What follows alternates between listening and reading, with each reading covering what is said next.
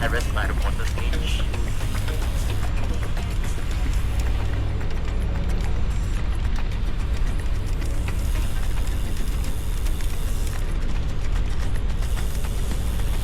There are not many birds.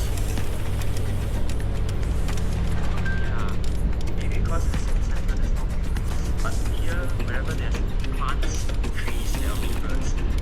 It's a bit noisy, but normally you can hear them chirping.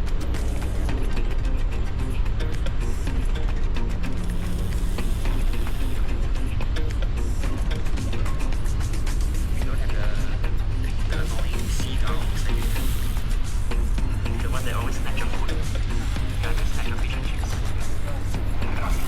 We don't have that here, so thankfully. But we got the big crows, Yeah, they're very intelligent.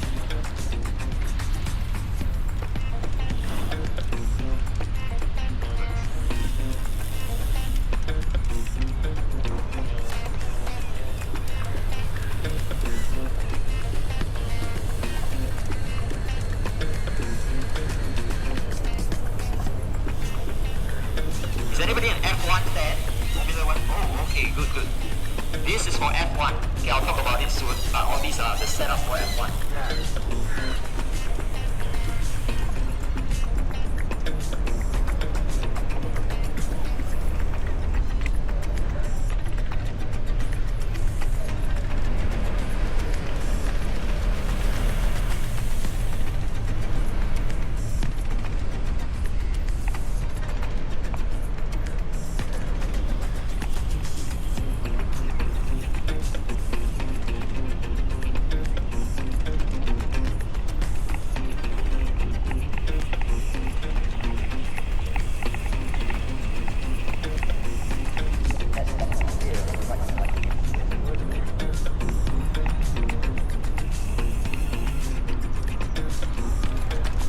It's okay? Everybody so far? If you need to adjust, please let me know. Be comfortable, you're going to sit for 4 hours. But before I talk about F1, let me just bring your attention there. Can you see where I'm pointing? Do you see the dam across the water? That is the Marina Barrage. We built that in 2008. But before we had the Marina Barrage, all the water flowed to the sea. The sea is beyond that. You see the ships are there. But now that we've closed the opening, all the water here is now fresh water. It's a reservoir. Part of our drinking water supply. Makes the water very calm. If you come on the weekends, a lot of people will be rowing, kayaking, dragon boat up and down the channel. And very importantly, the Marina Barrage helps to control flooding. Because our downtown area is quite low-lying, it used to flood a lot. But now it can drain the excess rainwater to the sea. So it doesn't flood anymore. So I think it's quite incredible. It created something out of nothing for water, for recreation, and for flood prevention. Yep, amazing. So some of you are F1 fans. So you probably know that we hosted the Grand Prix since 2008. And it's a night race. The whole race takes place at night. It's a street circuit. The only permanent thing on the track is the pit building and the paddock club. Everything else is temporary. The race is in October. So it takes about 5 months to set it up. 2 months to take it down. We do it year after year. If you're wondering why don't we just leave it there, it's because we also use this area for other events like Chinese New Year. There's a big parade over here, so they got to change the setup. So it's a lot of work. 5 months, 2 months, yeah. And if you have 11,000 bucks, I don't know, your back pocket here, you can buy the paddock club suite. Best view of the race, free flow food and drinks, but the car's gone in 3 seconds. Zoom. Cannot see anything, just watch TV, yeah. Anyway, last year I went to the race, I bought the early bird tickets. 3 days, I paid $488. It's okay, not that expensive. But if you were to come to Singapore during F1, hotels will be very expensive. But you got my number now, right? You can call me lah. Sleep on my floor, okay? Sleep on my floor, I'll give you 20% discount. And you're quite lucky because now it's open, we can still enter the track. We're going to cycle on the race track. If you come maybe 2 months later, you'll be closed already. So let's go cycle on the track. Please use the right brake, okay? Don't use the wrong brake. If you're a favorite driver, you can take a picture with his garage. You'll see the pit lane. The pit lane is on the right side. Let's go. F1. Just watch out if there are any like moving vehicles. It's a work site. Clear, very good.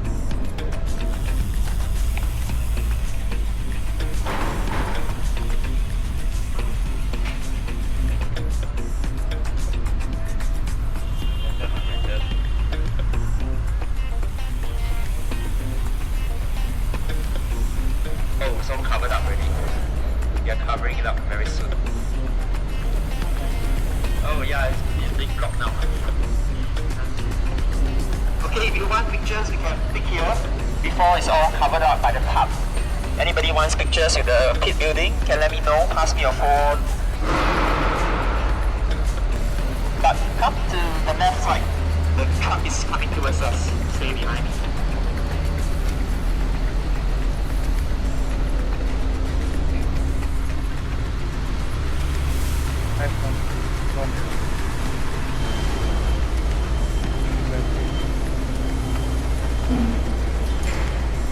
You're looking for the McLaren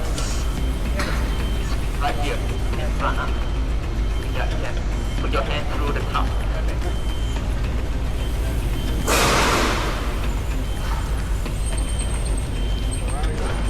Yeah, Ferrari and the McLarens are here.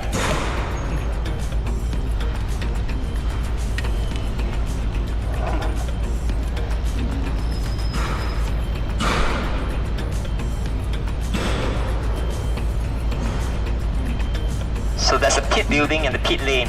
So they do the tire changes, everything will be there.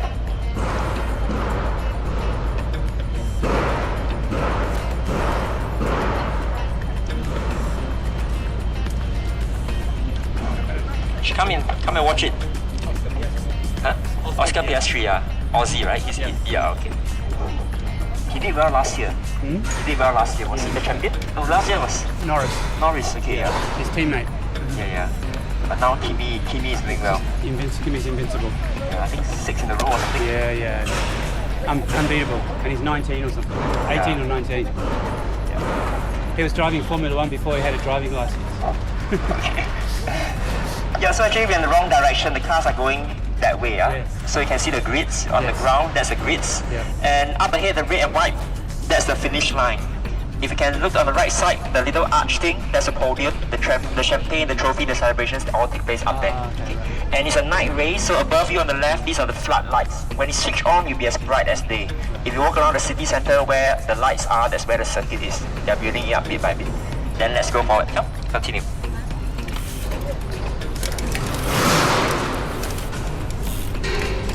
These will be the expensive seats. The stands will be here. And here's the finish line.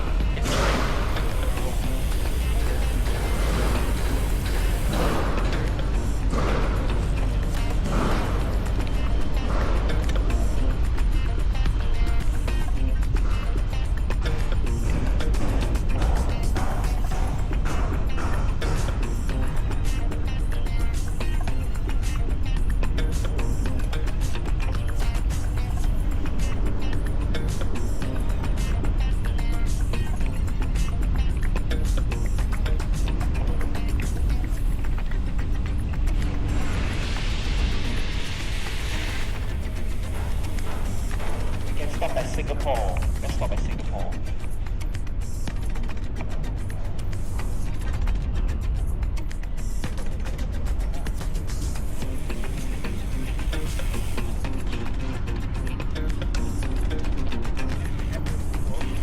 Oh, yeah. Not at all. Never. What's that? Exactly. It's like our Eiffel Tower now. I know. Yeah, everywhere you go. Oh, wow, yeah. Okay, I think quite a few of you are here for the first time. I'm going to share with you a timetable. You can do all the most important attractions here in just one evening. Okay? On your right is our Singapore Flyer. At one point in time, it was the tallest observation view in the world, 165 meters high, 30 minutes to complete one round. It's moving very slowly. The view is quite good, but if you have limited time in Singapore, I would say don't go lah. Don't go. I'd rather go up there. Only Singapore has Marina Bay Sands. Marina Bay Sands, the part that's sticking out, you see the ring? There's a Marina Bay Sands Sky Park observation deck, but don't go there because it costs $39 during peak hours to go to the Sky Park. Instead, you should go to the C'est La Vie Sky Bar. If you can see, there are some red umbrellas on the left side. There's a Sky Bar. The view is exactly the same. So for the Sky Bar, you pay a cover charge of $38, but you can get one drink. Same view, one drink. So to the Sky Bar. Sky Bar opens at 4 p.m. You can go up at 4 p.m., enjoy the drink, enjoy the view for 1 hour till about 5 p.m. And they have a dress code, so for gentlemen, it means long pants and shoes, so you want to be properly dressed before you go up there, otherwise they'll turn you away. 4 to 5 p.m. Sky Bar. Do you need to book? It's walk-in. They open at 4 p.m. So it's walk-in. So sometimes the queue can be quite long if you want to go a bit earlier to queue up for it. But if you don't want to queue, there are 3 hotel towers. Yeah, this is on Tower 3. So C'est La Vie is on Tower 3. if you want, you can go to Tower 1 on the other side. There's a restaurant called Lavo. You can make a reservation. But minimum spend $30 per person. So $30 is okay. This is 38. So if you want, you can secure a table, you get a seat. $30 at Lavo, the other side. Okay. So after you're done with that, you can walk across Gardens by the Bay. The two big glass domes. There's the one on the left, the taller one is a cloud forest. There's a waterfall inside. There's Jurassic World dinosaurs. The one on the right is a flower dome, and both are air conditioned. If it's hot, if it's raining, you can run in, enjoy the aircon. You need to spend about 1 hour to do each dome. You can do that from 5:30 to 7:30 p.m. After that, go to the super trees. The purple things are the iconic super trees, and every night at 7:45 p.m. there's a free light show called Garden Rhapsody. They'll synchronize with the music. That is not to be missed. Must watch. Okay, 7:45 p.m. After that, a second light show you can watch for free called Spectra. That is in front of Marina Bay Sands. I will show you where later. That's at 9 p.m. Fountain laser music show, also very epic. So basically, if you follow my timetable, you can do everything back to back to back to back in just one evening. Sounds good? And you'll be hungry, right, after doing all this. So where should you go for dinner? McDonald's. No, please go to Lau Pa Sat for satay. Okay, I will bring you there later, and you can have there's your whole evening sorted out for you. And I will send you the timetable of what I just told you later after the tour. And finally, if you need tickets for Flower Dome Cloud Forest, can let me know. On the website, selling at $46. I can get it for you at $39. If you want to save $7, let me know. I'll get it for you later. Okay, before we go, if you want any last pictures, let me know before we go. If anybody wants pictures, take pictures. Let me know before we go. You want a picture of you? Here, here, here. Let me know. Anybody? Any? Yeah. Any more requests? No? If not, then we'll continue. Okay? If you have requests, don't be shy, okay? Let me know. Because later when it's hot, you don't really want pictures anymore. So if you want pictures, then now is a good time.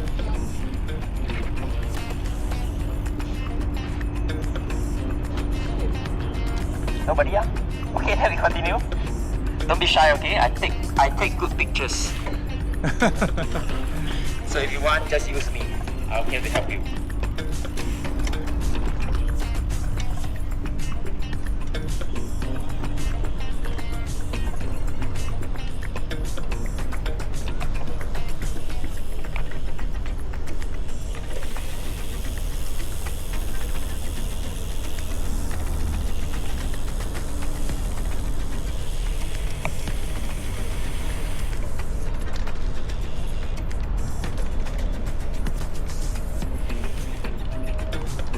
Hold on. Yeah. That's a pit lane entrance here? Yes, that's the main entrance. That's right. Correct. Go in here.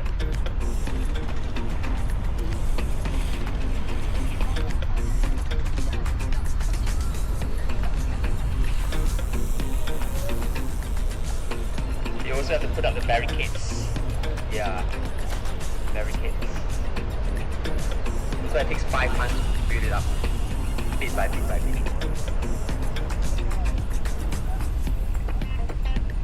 Here, but in the main roads there's no yellow, only here. So let's take the yellow out. Yeah, we're gonna take the yellow on the left side. Avoid the red and white. The red and white is back here. Let's take the here for now.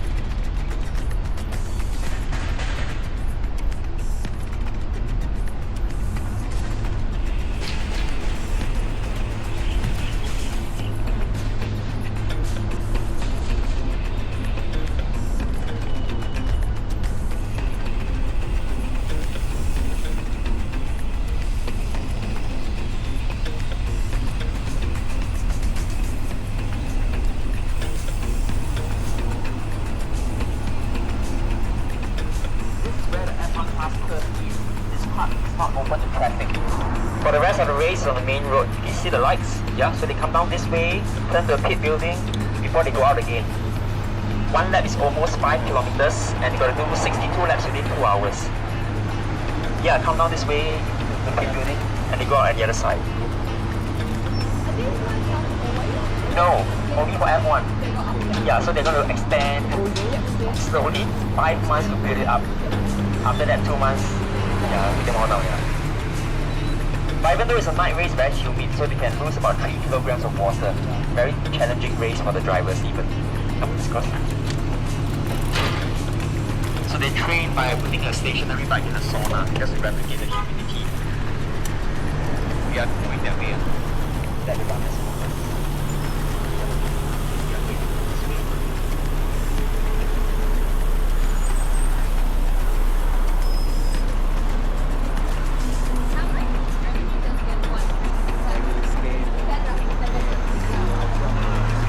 About $160 million to set up the race, to stage the race.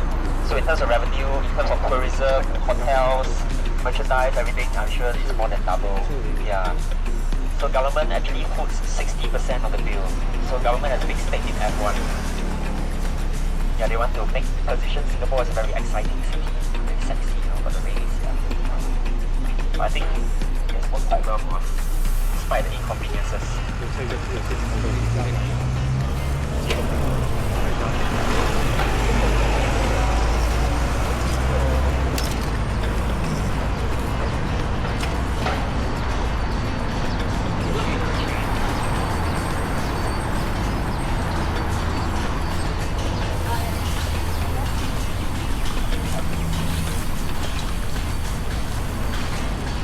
Drop the phone. Yep. Okay, no problem. Oh yeah. That happens sometimes. Let it move. Let it bite.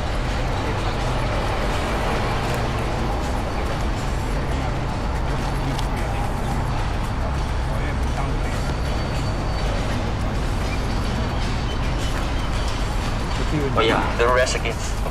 Oh.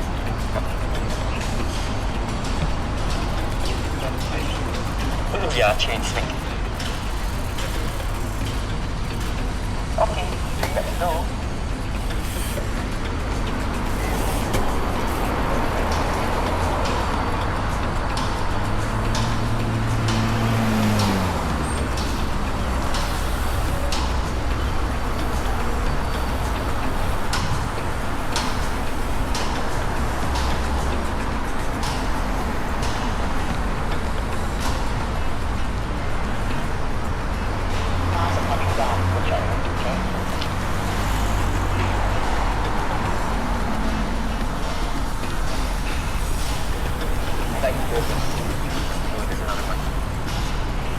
Let him go first, huh? Let him go. You have to ride on me.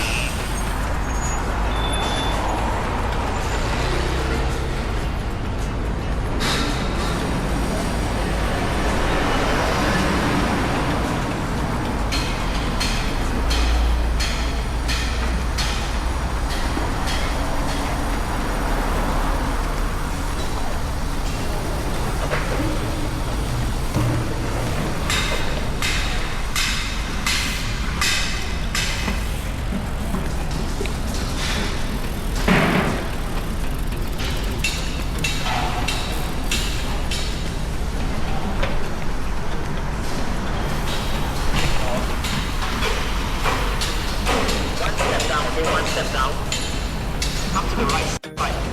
Right side is smallest.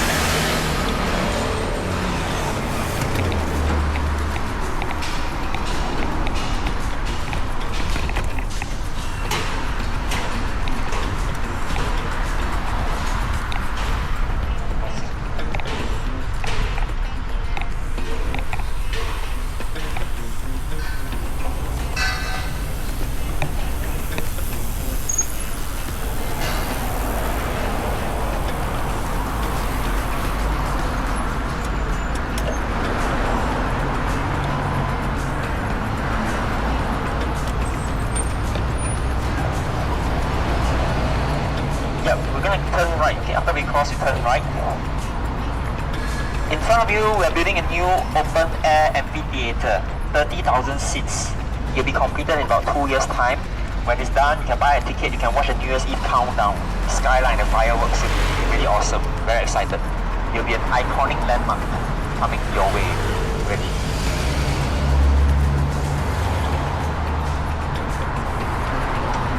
Ready? Let's go. Turn right.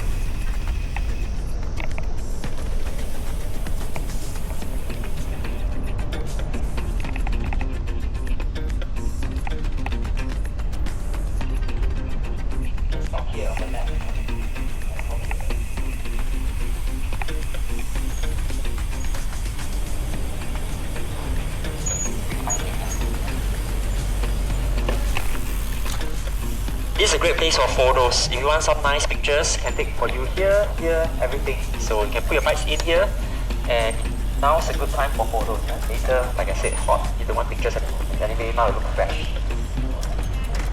Anybody wants to come to me? Don't be shy here. Let's go down. Down is good. Yeah, before we go, let me tell you about what you're seeing over here. So if you can see the brown structure, the brown rectangular thing on the left that I'm pointing, there'll be a swimming pool. No, it's going to be a swimming pool. It's going to be so cool. You can swim there, look over the bay. I'm really excited about the swimming pool more than the stadium. And across, everything is Marina Bay Sands, you know that, right? And we call Marina Bay Sands an integrated resort. Integrated because hotel, casino, shopping center, convention center, museum integrated together. But we don't call it a casino, we call it an integrated resort. And before there's a casino, there's a big debate, should we allow casinos? Government was afraid that we'll be addicted to gambling, so after a big discussion, they said, okay, let's have a casino, not one. 2 casinos must go all out. And as a Singaporean, I never even entered my own casino. Because for me, I need to pay $150 to step in. So before I start playing, I already lost $150. But you can enter for free. So government wants to earn your money, but not my money. Try to protect us, government. The white thing is Art Science Museum, where art meets science, digital art. There's a team lab. If you've been to Tokyo, there's a team lab. There's one over here. And you see LV, Louis Vuitton. On the right, the black glass box is an Apple store. If you buy a new iPhone, you can get it from the new Apple store.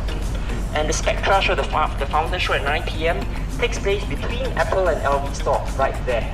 There's the best place to watch Spectra. If you watch it here, watch it there. You can see, but I can't really hear the music. So the music is part of the show. Let's watch it at 9 p.m. And if you want to take the MRT, the metro, to go to Marina Bay Sands, just take note, MRT station name is called Bayfront. Bayfront station is inside MBS. Please don't go to Marina Bay Station, that's the wrong one. Okay, far away, Bayfront. Anybody likes a beer? Here, beer. If you like a good place for beer, I recommend you one. Can you see the blue buildings? There's Standard Chartered. And below the Standard Chartered logo, there are 3 grey columns. There's a restaurant there called Level 33. It's on the 33rd floor, the world's highest micro-urban brewery. Good beer, good view, good restaurant. Level 33, check it out. And lastly, on your right, Fullerton Hotel, the white building, and there's a white statue spouting water. This is our Merlion. That's our icon of Singapore. I'll bring you there and tell the story. So these are the landmarks of Marina Bay. You want tomorrow or tonight? But now, hop on, let's go. So much more to show you.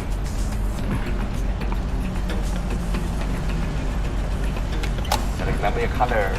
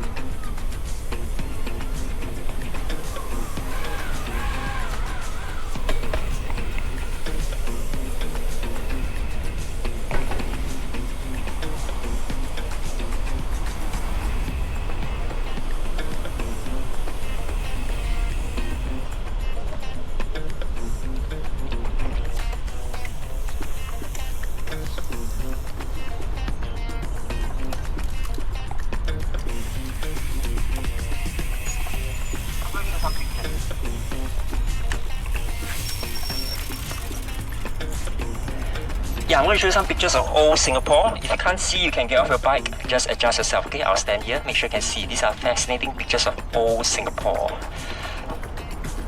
So the first one is from 1977. And now we're over here in this corner, looking across in that direction. That building there's a Fullerton Hotel. So all the sandy parts, all these used to be the sea. These are reclaimed land. This is where Marina Bay Sands is. Yeah, crazy. And it's only half because we reclaimed another half of Gardens by the Bay over there, 77. Let me show you this angle from 76. Singapore Flyer observation view was there. We just stopped for photo somewhere there. Now we're here. So everything we're cycling on this morning was built on reclaimed land. Beach Road is here because the beach was around the corner. So we started reclaiming land about 200 years ago, but the large-scale reclamation took place after our independence in 1965 and the 1970s. And today with all the land reclamation, Singapore is about 25% bigger than we originally were. But if we look at the world map, just one tiny little red dot from east to west of the island is about 50 kilometers, 30 over miles. So you can drive from one end to the other end in about 1 hour, really, really small. But why do we need to reclaim so much land? So that we can build Gardens by the Bay, Marina Bay Sands, the new financial center, the blue buildings, all the banks are there.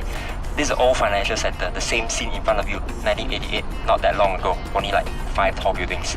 And Fullerton Hotel is there. If you look carefully, the statue, that's Merlion. So originally, our Merlion sat there with a white shelter. But after we built this Esplanade Bridge in 1997, it blocked the view, so we had to move it 120 meters away. So nothing is permanent in Singapore. Even the Merlion got to move house. So every time we come back, where is it? Gone again, always changing very, very quickly. You want to see a picture of a handsome man? You want to see somebody handsome? Yes? Okay, I'll show you. Not me, not me, but my dad, my father.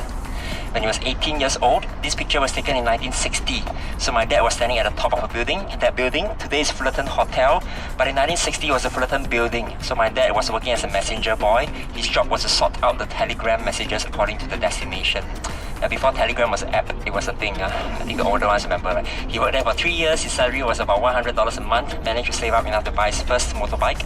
Now he is 84 years old, still in very good health. So actually I live with my mom and my dad, so I see them every day. But not today because they're in China. They are enjoying themselves without me. Yeah, so I see them all the time. So I looked through the photo album, found this picture, such a nice one. I thought I should share with all of you because it tells us a lot. Before there was Marina Bay Sands, all this was seawater, but today is fresh water, right? But in the 1960s, right, all these big ships had to anchor in the sea because there's a mouth, they couldn't enter the harbour. That is the mouth of the Singapore River. Our old harbour is just inside because you see this very small opening, so they had to park over there. So how is my dad handsome? Do I look like him? Yes? Son was handsome, huh? That's the whole point of showing you this picture. Yeah. Okay, good. So are there any fish or anything in the water now? Because it's fresh water, there's nothing. It's fresh water, so they have some freshwater fish. Yeah, but there's a turtle there. Sometimes you see otters. Otters swim around here. Sometimes they'll swim here, they'll catch a fish. Yeah, so yes, there's fish around. So from the new, now let's go to the old. We are going to enter our civic district. It's our historic city centre. You start to see a lot more colonial looking buildings. Okay. Yeah, there's a turtle there. Oh, is it actually a turtle? A small one is just a small, it's not that big, maybe like this. Yeah. I thought you meant it was turtle, didn't it? 20 meters, sticking the head out. Yeah, just a little I one. didn't realize you were serious. Yeah, it's a small one, not that big, yeah. Have you heard of the durian? Durian? The green spiky? Have you all tried it? No? Okay, if you look behind you, the building, does it look like a durian? A little bit, yeah. Yeah?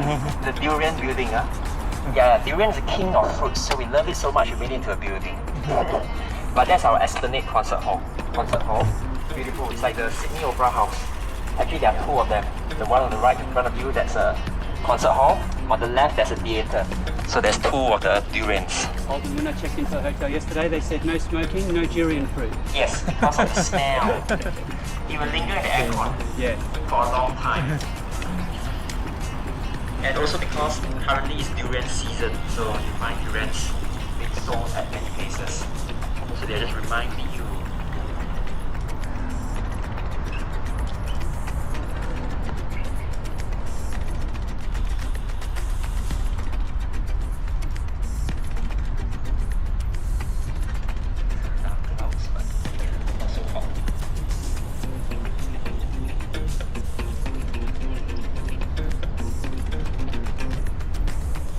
Want some KFC or chicken rice?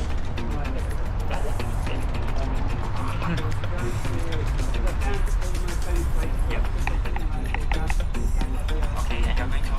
well? Here? I think so, yeah. It's out here. I want to show you that thing, yeah. Yeah, I'll introduce you some things you can eat. I want to show you the thing. You can come here. Okay, I know it's covered up. It's being refurbished, but it's a very important piece of our story. So what's inside is a cenotaph. It's a war memorial to remember the soldiers who lost their lives during World War II. Anybody remembers what happened on 7 December 1941? 7 December 41? Yep. Pearl Harbor was bombed, that's right. But actually Singapore was bombed the same day as Pearl Harbor. A few hours after Pearl Harbor. Same day, by now history book record, that's 8 December. You come over here, I can't see you. Yeah, otherwise you got it. Yeah. So Singapore was bombed the same day as Pearl Harbor, a few hours after that. Japan bombed Singapore for 2 months, from 8 December to 8 of February 1942. That's when they invaded us, attacked from the north, Malaysia down to Singapore, put up a fierce battle, but in the end, Singapore fell after just 1 week. On 15 February 1942, the British surrendered, and that was the start of the Japanese occupation of Singapore.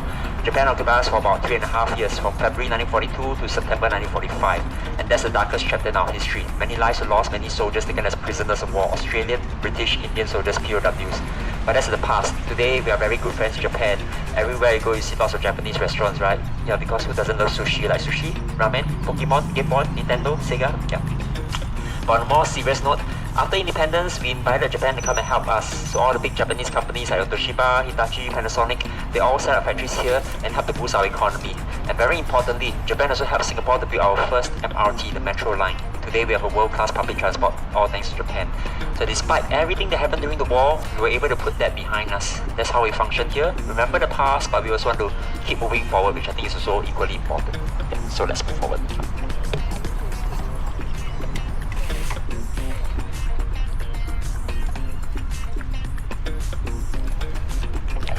Around.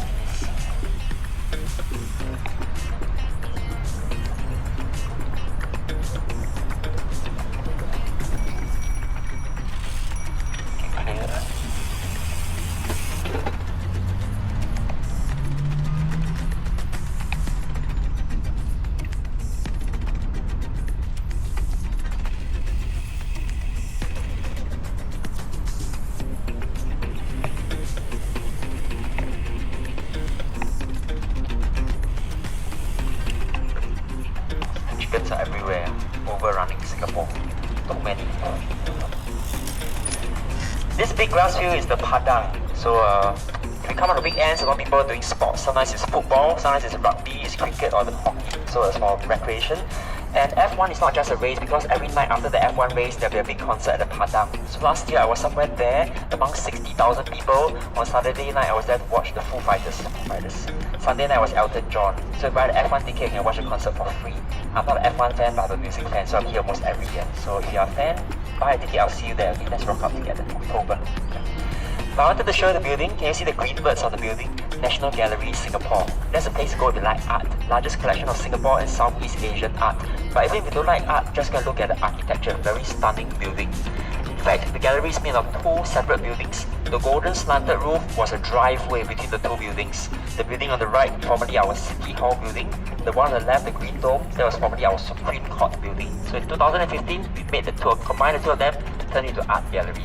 But does anybody know what's a black spaceship up there? The black spaceship? You know what is it? It is our new Supreme Court. So when from a very colonial one to a futuristic spaceship, the highest court in the land. And notice the shape is round, like a disc, because justice does not take sides. So it's round, symbolic. Yeah, quite cool. Let's go this way.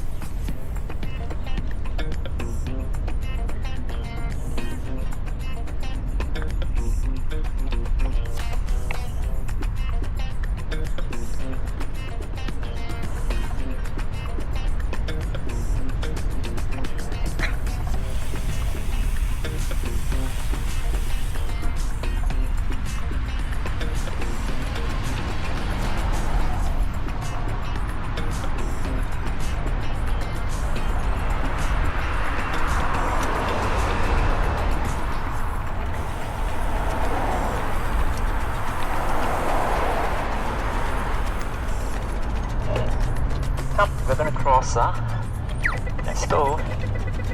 Turn left, turn left. This is part of F1 racetrack. F1 cars go down this way. For F1, they will remove all these grey parts. This can be taken away, so it will be wider.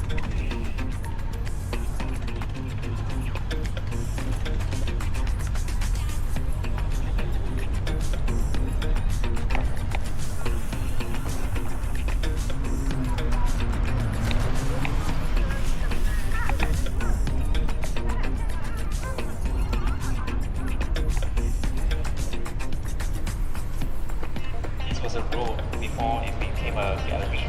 They used to drive through here. The Chief Justice parked his car on the left side and the Chief grew up in his office.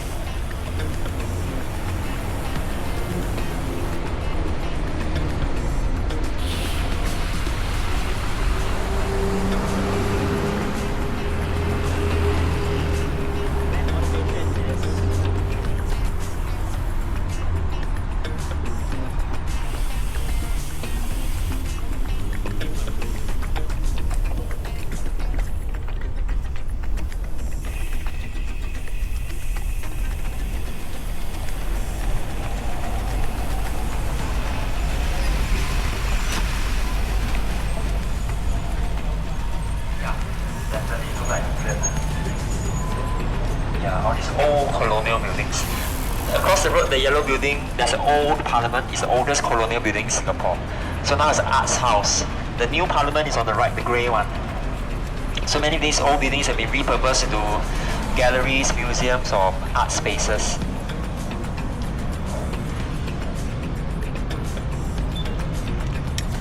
Yeah, we will cycle towards the elephant. We can just cut across. The elephant is a gift from the King of Thailand. Back then it was known as Siam. So Singapore was the first country that had traveled overseas, so he gave it to us as a gift.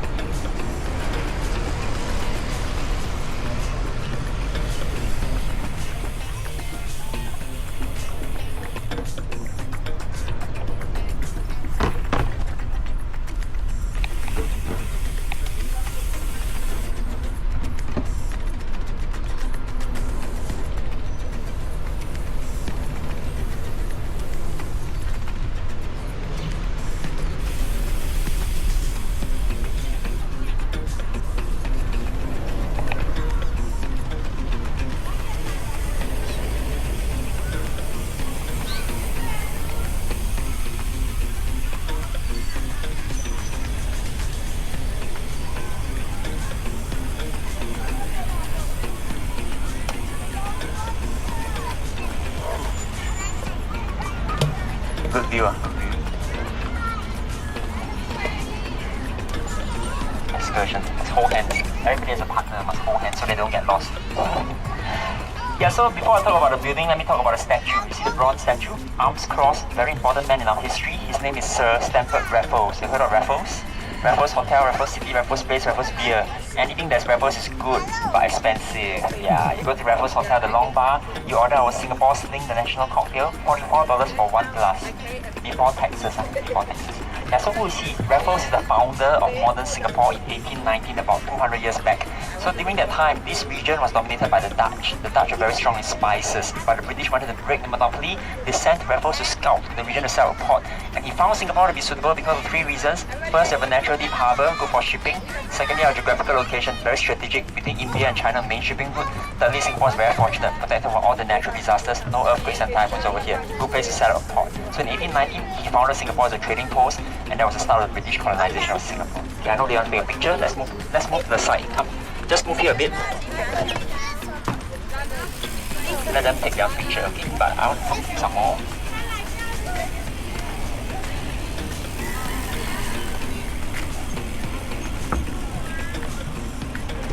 On your left, the theatre was originally a town hall. 1901, Queen Victoria passed away, so we built the memorial hall to remember her, and we also added the clock tower at the same time. The time is wrong. Anyway, it's always not correct. Every 15 minutes it will chime, and you hear it's very familiar. You find it very familiar because same as a Big Ben in London. Because British colony just follow everything, copy and paste. Even the chime is the same. Yeah, today Memorial Hall is a very nice concert hall. I performed there. I was a student, 15 years old. I was in a school band. I did a duet with my senior. We played the marimba. It's like a big xylophone. We performed the Flight of the Bumblebee. So after I come back, it brings back nice memories. Can't do it anymore. Now it's a mosquito. But you watch a classical concert, our symphony orchestra over there. Okay, come, let's continue. Let's go to the Singapore River. Let me tell you more about Raffles. So happy though.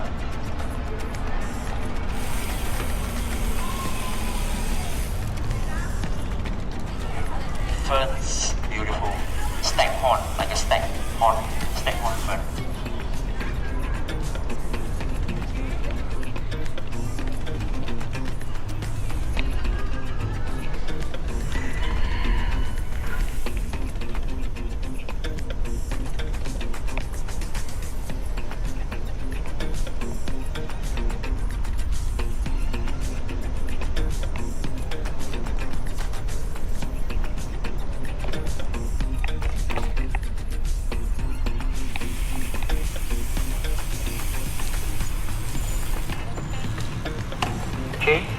Okay, can wait here. Let me get help them. Maybe the pants is too loose, stuck in the chain.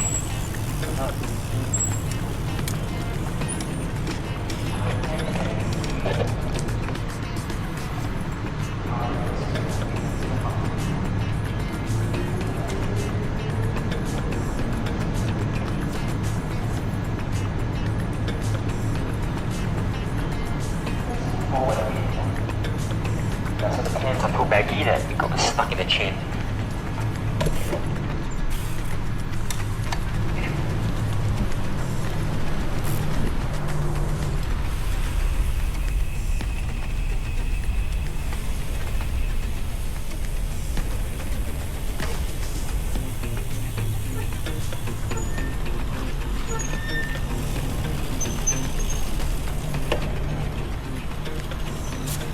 You just need it for your right side. You can also use one. It's a Velcro strap. Okay, it's very fashionable. Yeah, I can see you from a mile away. You can return me later. I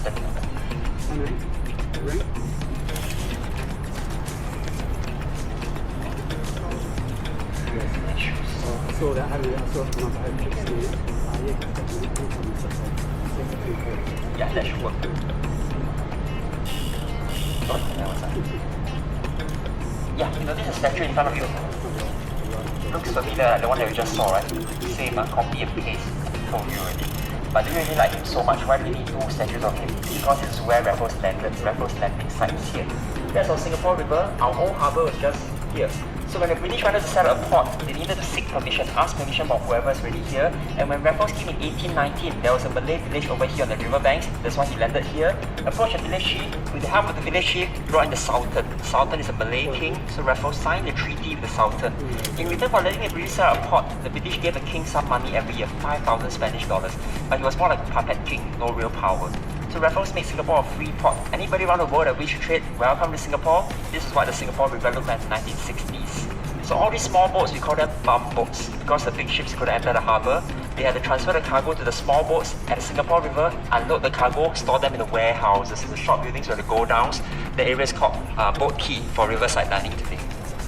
Let me show my dad again. So handsome. I'll see you 2 times, my dad man. White. Him again, same building, different angle, 1960. Singapore River, all the bum boats, all the warehouses, no skyscrapers. The tallest thing in this picture, Fort Canning Hill. If you look to your right, you can see some trees in the distance. That's Fort Canning Hill. So this was in 1960, 1 generation ago. Crazy, so many changes. When Raffles first came in 1819, there were only about 150 people on this island, 150. But in 3 years, population grew to over 5,000. Very quick, very successful. There's one in 1822, 3 years after Raffles arrived, and this is about 200 years ago. He got his surveyor to draw this town plan to organize the population because things were getting out of control. So this is quite important. Let me explain a bit more quickly. Kampong means village. So this area was allocated to the Chinese population. That will be behind, if you can see FWD, behind FWD, your Chinatown. Next to Chinese, Cholia. Cholia are South Indians. So the Indians were given the land next to the Chinese, across the river, but more towards the right side. We are here, Singapore River, our harbour, trading activities. Around us will be the civic district, all these old colonial buildings, courthouse, town hall, parliament, government buildings around you. Much further behind you, there will be European town for the Europeans, this area. Next to that, Arab compound for the Arab traders. Today we call this Arab Street. Beside it, Sultan's compound. This was the land that Raffles allocated to the Malay king to build his palace. And lastly, Bugis are present-day Indonesians from Sulawesi, East Indonesia. So this is like a Malay Muslim Arab quarter. We call this Kampung Glam. So how they organize the town? They separate the people based on their ethnicities. Chinese here, Indians, Europeans, Malays and Arabs. Why? Because 200 years ago, not everybody could speak English. So if you talk about easy administration, just group you according to where you came from. Not so simple because even for Chinese, depending on the province you're from, they spoke a different dialect, so the Chinese also couldn't really understand each other. So in the past, Singapore was very different, fighting, tension, racism going on. But today we're the world's most racially harmonious country. So for the next 3 hours, I'll help you piece the jigsaw puzzle, and hopefully you can understand how we changed from this racially segregated place to become the world's most racially harmonious country. Okay, that's the context for the tour, then you understand the rest better. Any questions for now? No, then let's go to Merlion, one of my favorite stops. The Merlion, fun stop, photo stop, this way.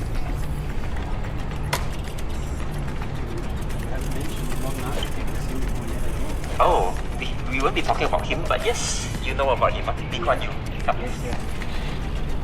Yeah. Yes, great man, Lee Kuan Yew is a great man. But you won't find any statue of him here.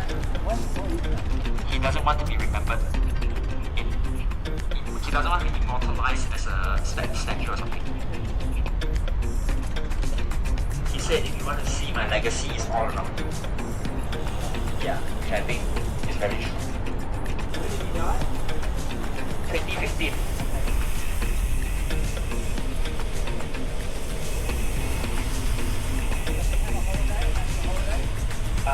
No, it wasn't a public holiday, but they had a big funeral procession, and thousands of people, Singaporeans, lined the streets, and it was raining hard. And they were standing there with umbrella just to give them a final goodbye. Yeah. Yes. Okay, up the ramp on the left. Yeah, Raffles. Okay, pivotal point in our history. Where's the hotel? Beach Road. You see the tall building? Oh, just across, opposite that. Yeah. Uncle John, if you come back, try the ice cream. Ice cream sandwich. Ice cream wrapped in bread. It's literally ice cream sandwich. I can buy from my uncle. Not my real uncle, but we call everybody an uncle, basically. Yes, Mandarin, yes. Yes, like the one in China. I went up here. So in Hong Kong, they speak mostly Cantonese. That's a dialect. But my father is a Hokkien, so I speak Hokkien dialect. My mom's a Teochew, but we don't speak much Teochew, so it's mostly Hokkien. So Singapore, Chinese, 5 main groups: Hokkien, Teochew, Cantonese, Hakka, Hainanese. If you watch F1, you recognize the bridge. Anderson Bridge.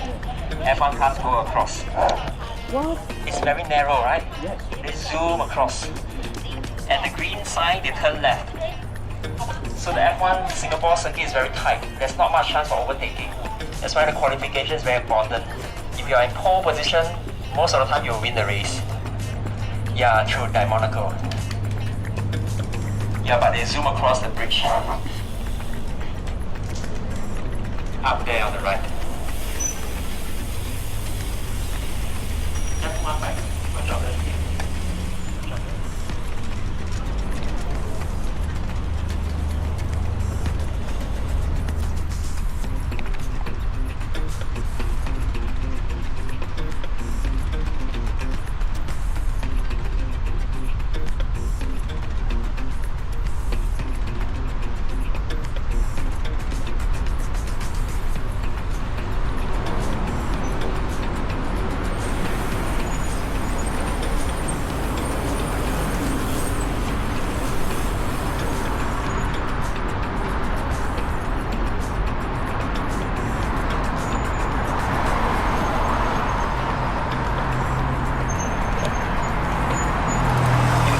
Bay Sands, there are 3 hotel towers. On the extreme left, the ring, the Selabi is there.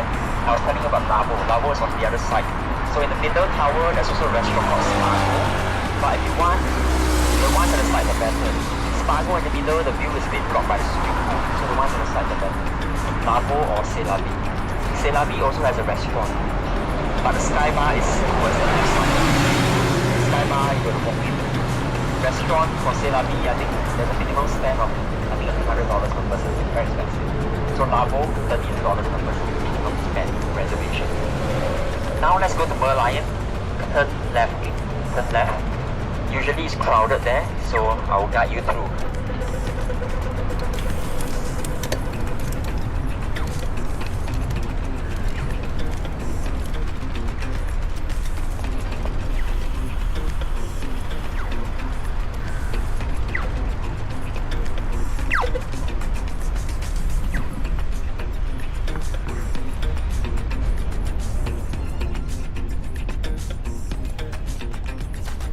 We are going down. We'll park our bikes where the white fence is. So let's get down. In the middle, we turn and we take the second bridge. We will cycle up the ramp, which is at the end of the row of the pink flowers, up the ramp between the 2 walls. That's what we do.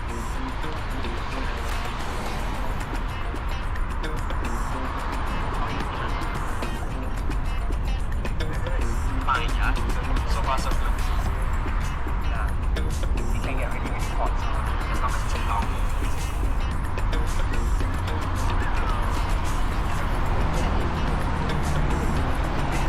Yes, I think the air quality is good. Generally it's good. But sometimes you get some haze when there's forest fire. From our neighboring country like Indonesia, the haze gets blown over to Singapore.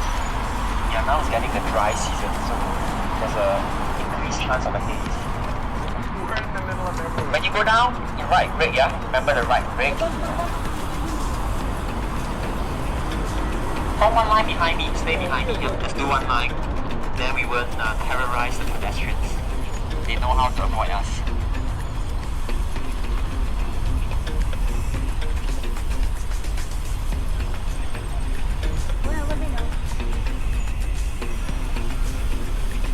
We will turn right up the ramp. The ramp is behind the grey wall. If you can't cycle up, just walk your bike up.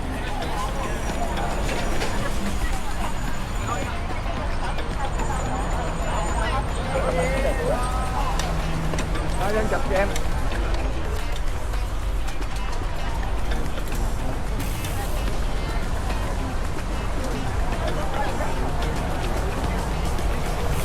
Come, let's park our bikes here.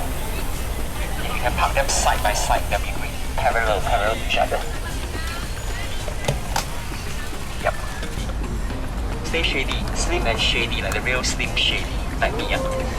Okay. Computer should be safe, don't worry. Okay. Yeah. Okay. Yeah, so Merlion Park, the big one is there, right? But there's a baby one here. You look at over there. Miniature version, small one. Very cute. And you can see it's made of 2 animals. Head of a lion, body of a fish. Looks a bit like a mermaid. That's called a merlion. That's why it's Merlion, yeah? But why these 2 animals represent Singapore? Why not the horse and octopus? Because these 2 animals tell us about our history.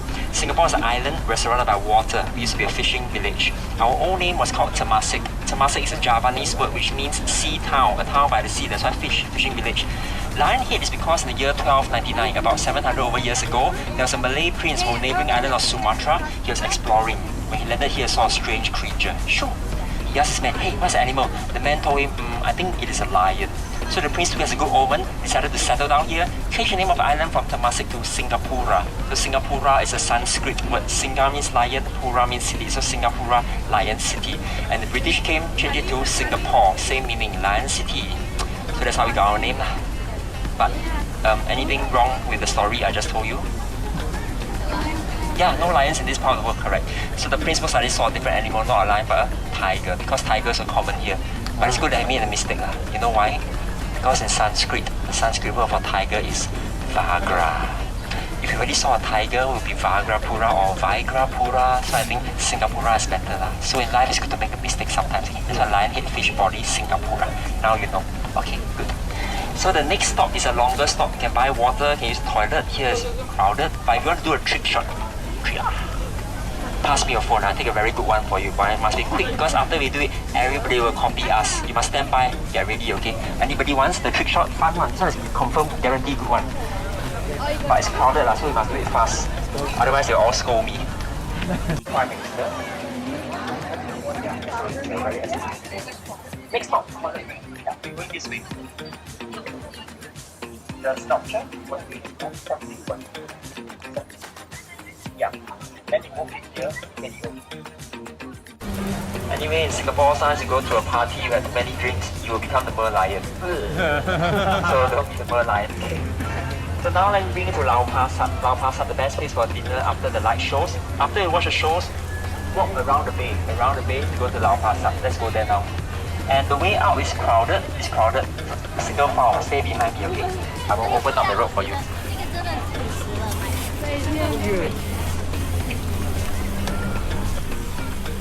We try to go to the right side, then we don't photobomb so many people. But let's see.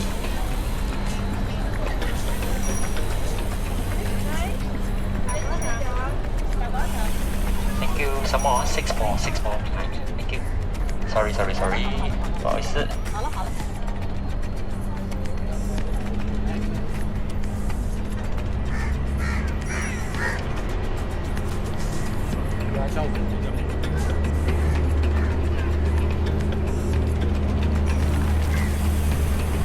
Thank you.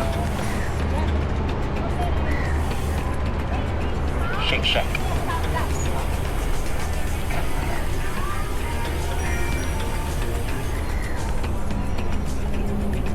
Poncho.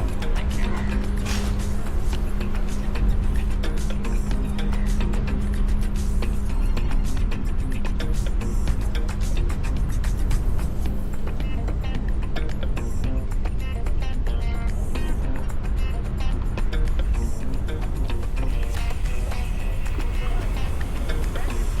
Let's go across. Morning. More swimming. Here's more swimming. Yeah, beautiful.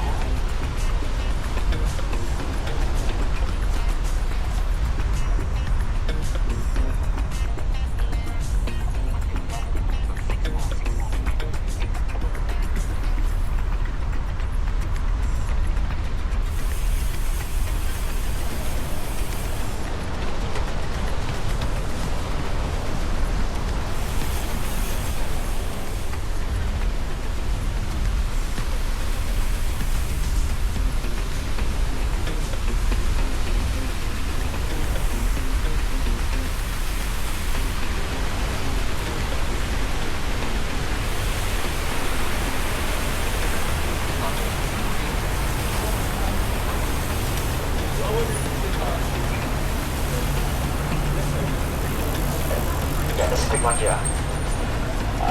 Currently, we have a festival called I Like Singapore. It's a night festival. So around Marina Bay, there are many installations like the colourful one on the right, scattered around the bay. You can look at the map.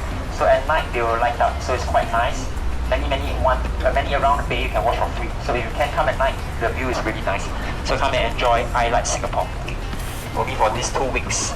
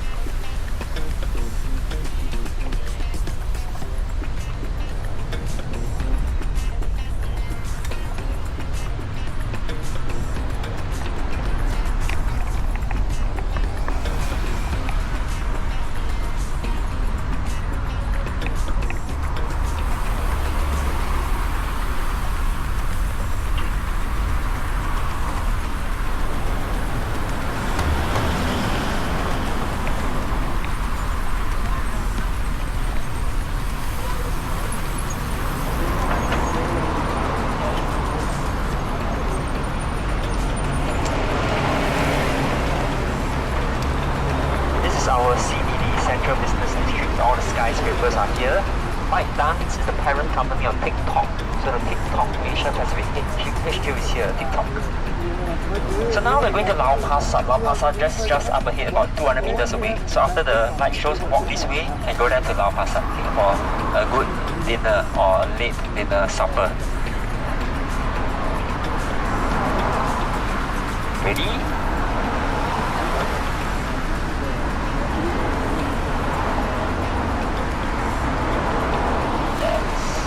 Let's go.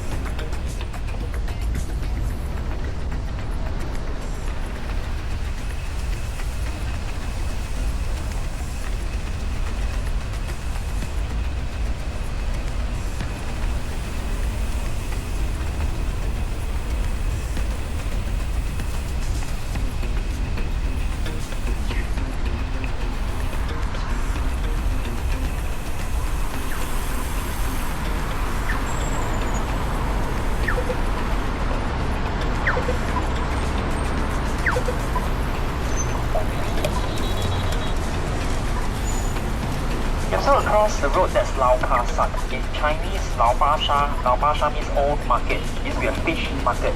But after people moved away from the city, they didn't need a market anymore, so they made it into a food court. Today it only sells cooked food.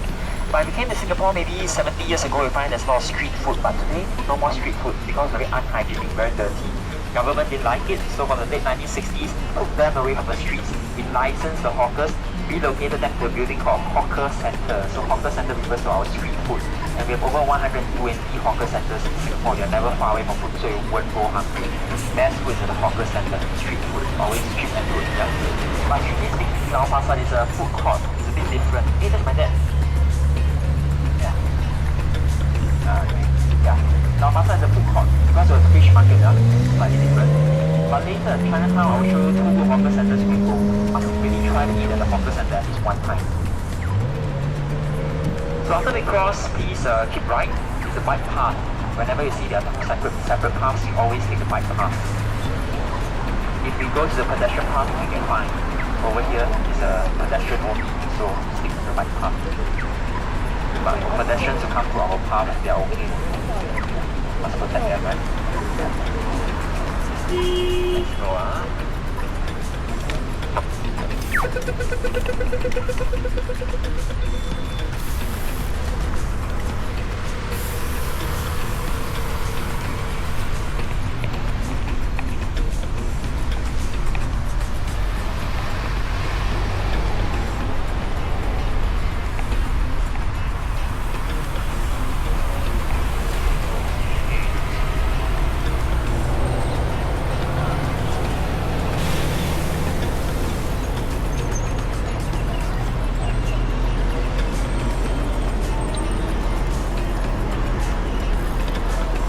I see a bit of renovation going on. After we cross, we want to go straight, but I think our pavement is probably not passable. We can try to cycle on the road against the right side, but if you don't feel comfortable, walk your bike, and we'll stop further down.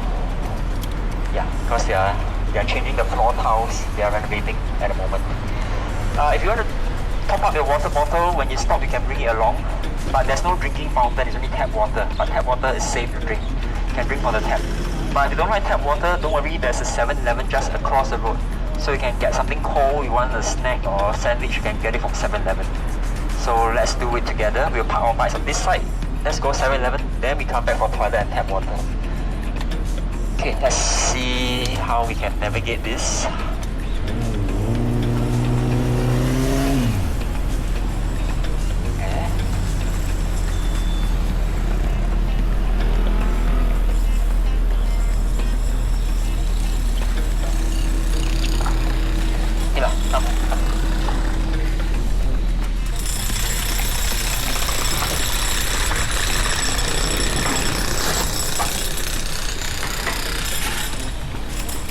price up.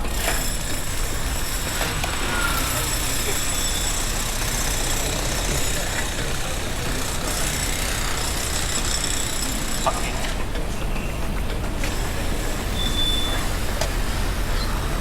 Okay, let's park here. Here, you'll become the Sunday. Very hot. Look how after sundown. And you're gonna ask me which is the best stall? There? Best Sunday, best Sunday. 7 and 8, the same stall.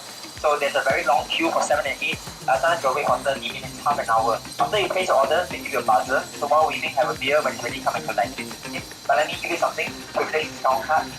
Number 6, Power Sunday is our partner. If you show them the card, you can get a small discount. So when you go back, you can scan the QR code, bring it to our website, show you all our partners, some of our food, retail, massage, so you can enjoy some discount. This is for you, okay? You can share. For you, you can share among your group and share among your group. Okay, come. Let's cross back. Wait, okay, let's cross come before the cars come. Is there one coming? One is coming. Hang on. Okay, no, let's go. Alright. They just upgraded the stalls, yeah. So they take turns. Best Sunday. Hey, if you need toilet, please follow me. But the ladies' toilet is under renovation. Ladies, you have to use the portable toilets. Gents, the toilet is fine. If you need water, tap water, come with me. If not, come back here. I will show you something. So if you need toilet water, wash your hands, follow me. Chili crab, I know Lee has eaten chili crab. The rest of you, chili crab? This chili crab is a mud crab, a hard shell crab. So they put the live crabs here. Sometimes they put the cats and the dogs down there as well. Oh, I'm joking, only crabs. So it's cooked in a chili and a tomato ketchup sauce, sweet and spicy. But the best part is not the crab, the best part is the gravy. You must order the mantou. Mantou is a deep fried bun, crispy on the outside, fluffy on the inside. Dip it and soak out all the gravy in it. Ooh, so good. Please try chili crab. And black pepper is also very yummy. You can try this too. And I also recommend you to try barbecue stingray. Stingray actually tastes like fish. Yeah, they'll barbecue the stingray over the banana leaf. And they'll put some sambal. At the top, the sauce is sambal. Sambal is spicy. So you can try barbecue stingray, one of my favorites. Really good. But let's go in for a quick walk. I'll introduce you to top 5 hawker foods. Some more food, let me show you.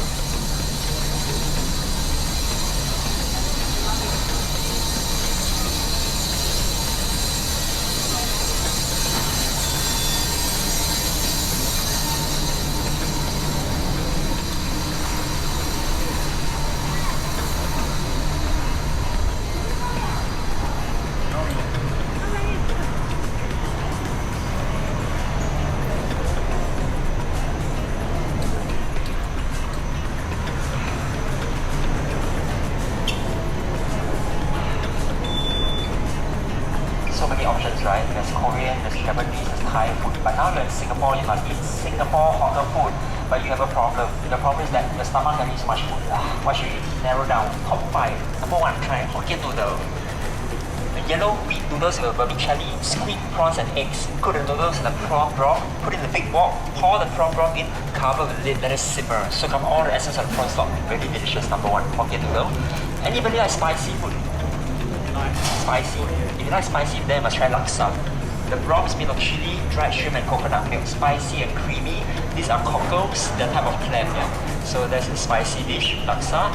Kway teow, flat rice noodle, yeah. You want the kway teow? Fried kway teow with a Chinese sausage, fish cake and cockles. A bit brown in color because of the dark soy sauce. They cook it pork lard, so it's actually very simple but very yummy.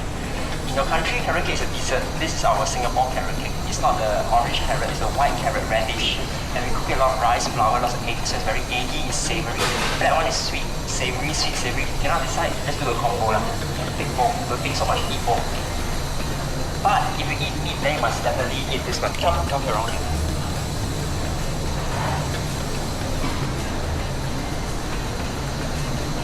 Chinese chicken rice. Unofficial, our national dish, unofficial. Try the poached chicken, the white skin. It's a traditional one. Poached means steamed or boiled.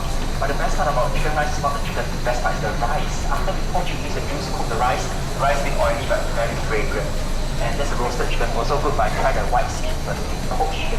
So here you have my top 5 for your list. Please eat everything before you go. But we can't stay here long. The longer we stay, the hungrier we'll get. Very dangerous for me. Yeah, so you should get back out. But at least now you know what you can order.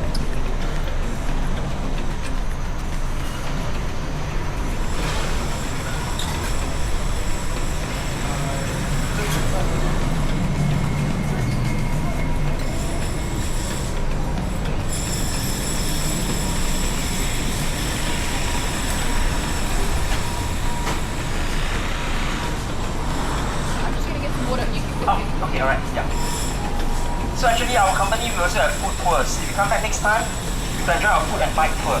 We have 2 food tours. One is the downtown area. It's quite similar to this one I'm doing today. You should do the other one in Katong. Katong is somewhere in the eastern part of Singapore, so you'll see a different area. And honestly, the best food is at Katong. If you want laksa, not here. Katong laksa is the best laksa. And for the food and bike tour, you eat more than you cycle. So join us next time for the food and bike tour.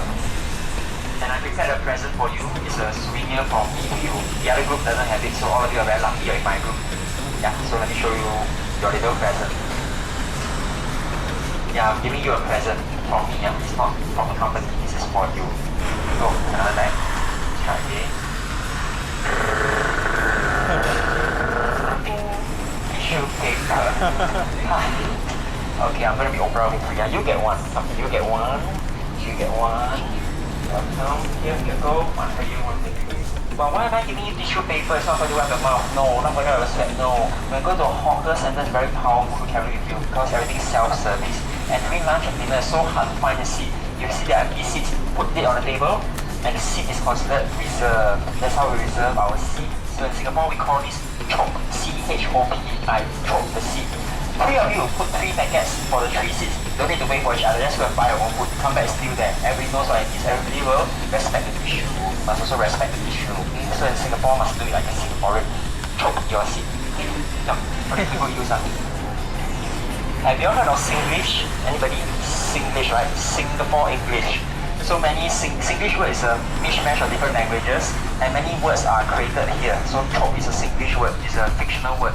And things like la, okay la, can la, that's also Singlish. So actually I can hear a Singaporean before I see a Singaporean because of the accent and the words that we use. But I'll teach you my favorite Singlish word. It is called shiok. Shiok. Shiok. Can describe anything that makes you feel good. If you eat a chili crab, wow, shiok, man. After the tour is very hot, you want to go for a swim in your pool, wow, shiok, shiok. Anything that makes you feel good, shiok. So if you go to a restaurant tonight and they ask you, how's the food? Shiok. They'll be very happy. It's not a bad word, it's not a bad word. You try, try. Shiok. Let's go. We are going to Chinatown. Now, let's go to Chinatown. That way.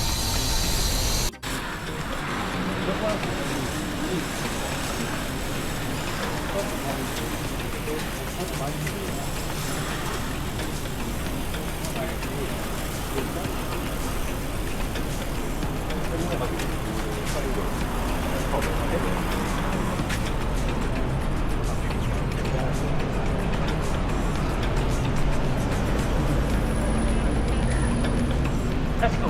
Let's cross. You notice all the lights are green?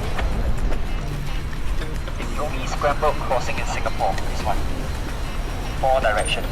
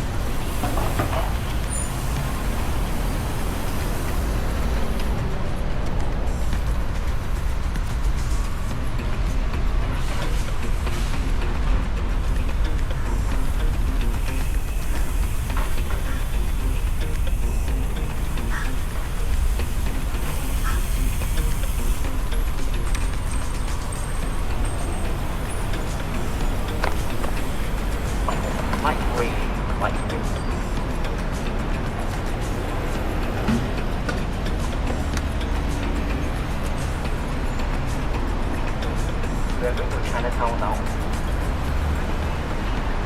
Where are you okay? Chinatown will be the theme. Please. Yeah, we go slow. Don't be confident, just walk back. I'll wait for you.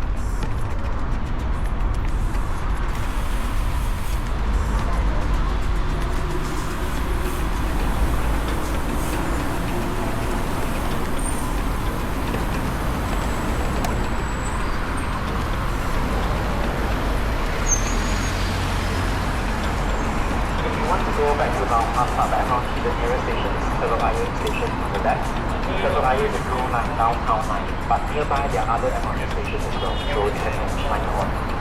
Oh, you get my check and tap on. Yes, this is a credit card, tap in the second tap in and tap out. So to buy a ticket, just use your credit card. Apple Pay also works. Yeah. The street in front of you is called Telok Ayer Street. The name Telok Ayer means water bay, because this was the original shoreline of Singapore. So everything behind you was reclaimed land. During the skyscrapers, reclaimed land. So this is a very historic street, that's why it's important to hold a very narrow old street. And that is also why about 100 meters to the left, now this is talking about somewhere on the left, you'll find the oldest Chinese Hokkien temple, Tian Hokkien temple. Because the past, the Chinese sailed across the South China Sea to come to Singapore. Very long and dangerous journey. And the first thing they did when they landed here, straight to the temple to pray and bring safety to Singapore. So there are many places of worship along this street. Church, temple, mosque, all on the same street. Across the road, you can see the first building on the arch. It says 1822. So that building was built 204 years ago, almost as old as modern Singapore. So it tells you that very historic street. And after we cross, we will be in Chinatown. Now we are going to Chinatown.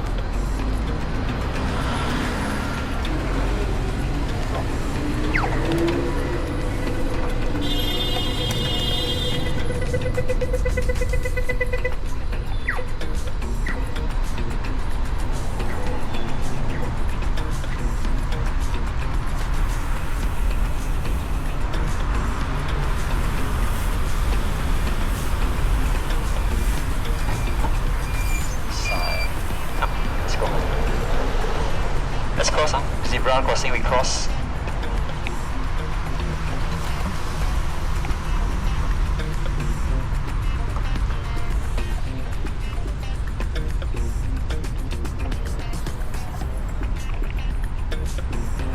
Cross the zebra again, but watch your left, watch your right.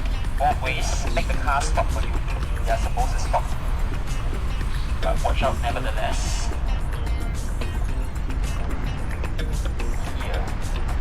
Outside, let's go outside. Your hotel, huh? You see, yeah? Yeah. What's your icon?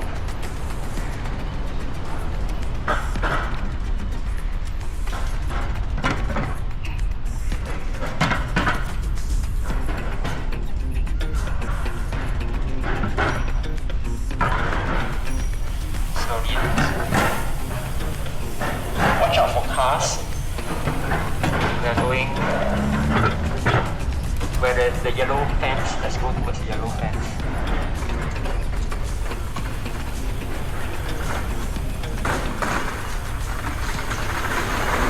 See, you can try this also. Lion Brewery is also quite good from here. Yeah. Turn left. There you go. Can.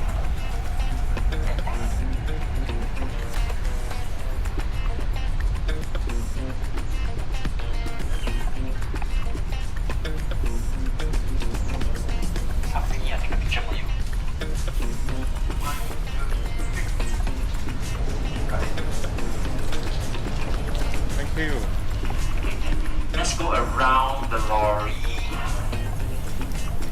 Round, baby, round. Yeah.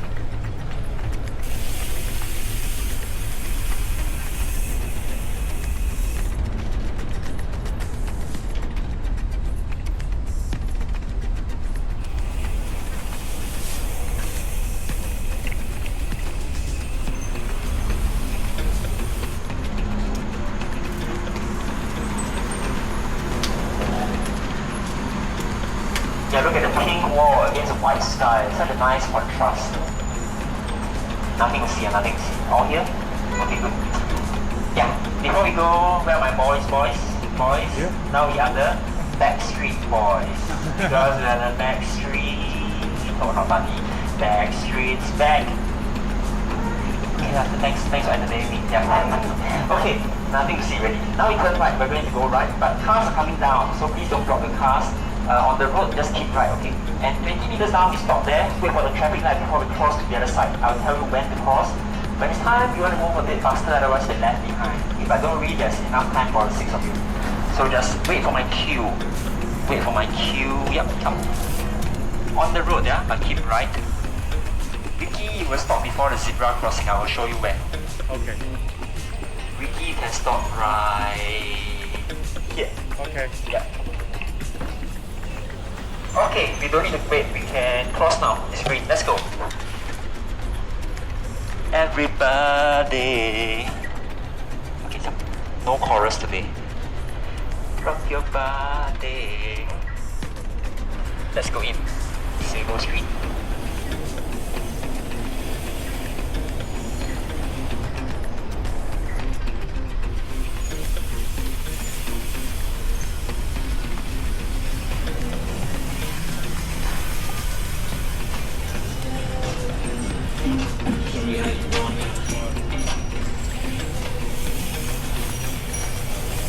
Thank you. Bikes coming through. Bikes behind you coming down this way.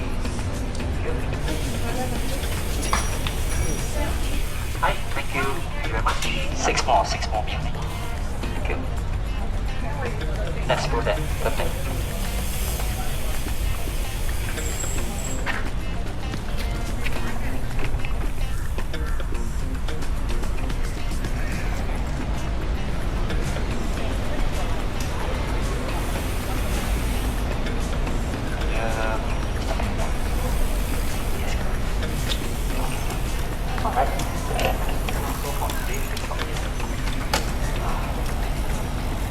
So,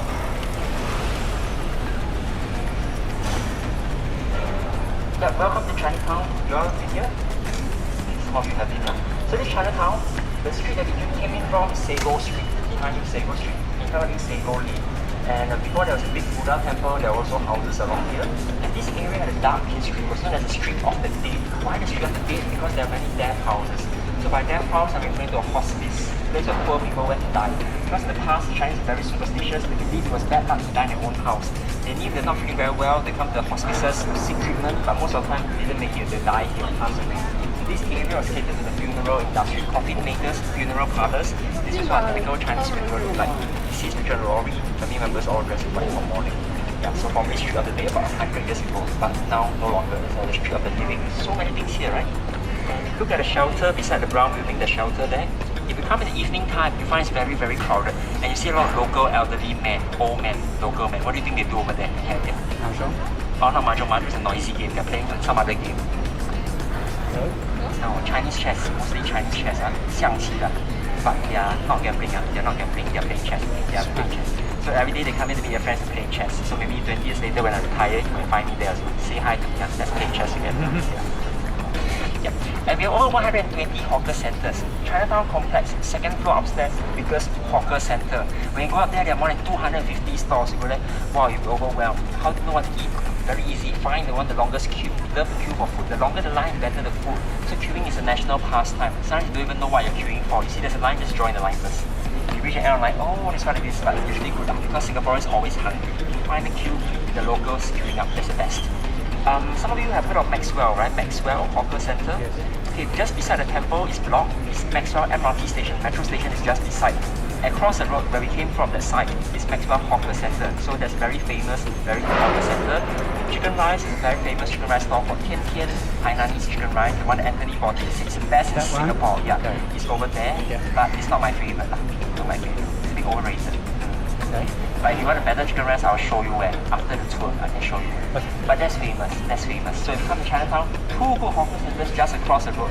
And for hawker center, you want to do it for lunch because by dinner time, some of the stalls might be closed. So lunch got more options and must bring cash. It's cash only. Okay. So come here have a good lunch, either one of the two hawker centers.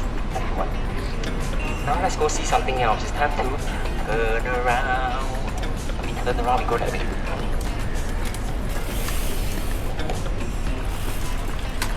The Buddha Relic Temple.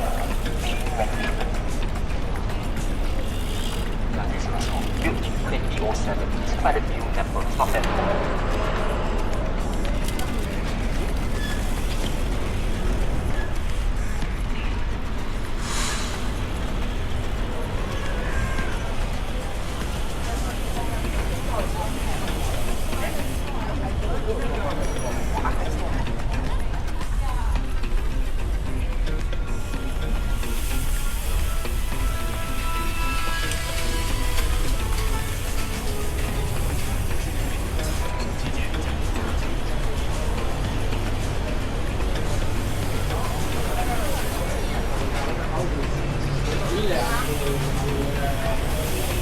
Instagram Starbucks. The only one that's Chinese made, Singapore Chinese breakfast, Chinatown special edition. Something different. It smells nice now. It's coming from the durian. Yeah, the durian.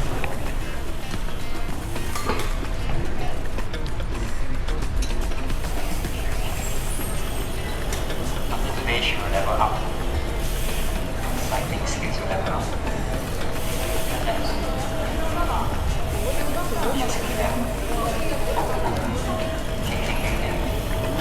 We can stop here. You can put your bikes on there. Yeah. You can take pictures of the mirror. So I think they are doing works painting there. He stated more than 80 euros in Singapore. You'll find it everywhere. All the heritage districts really tell you about old Singapore. So it's very meaningful actually. That's right. On the right is an Instagram cafe, black and white, monochrome, everything is black and white. So it's like dimensional, deep cafe.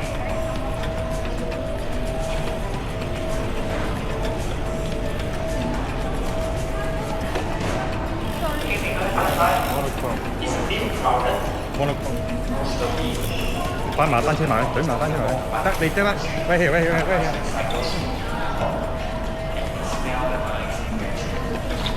Great. Okay.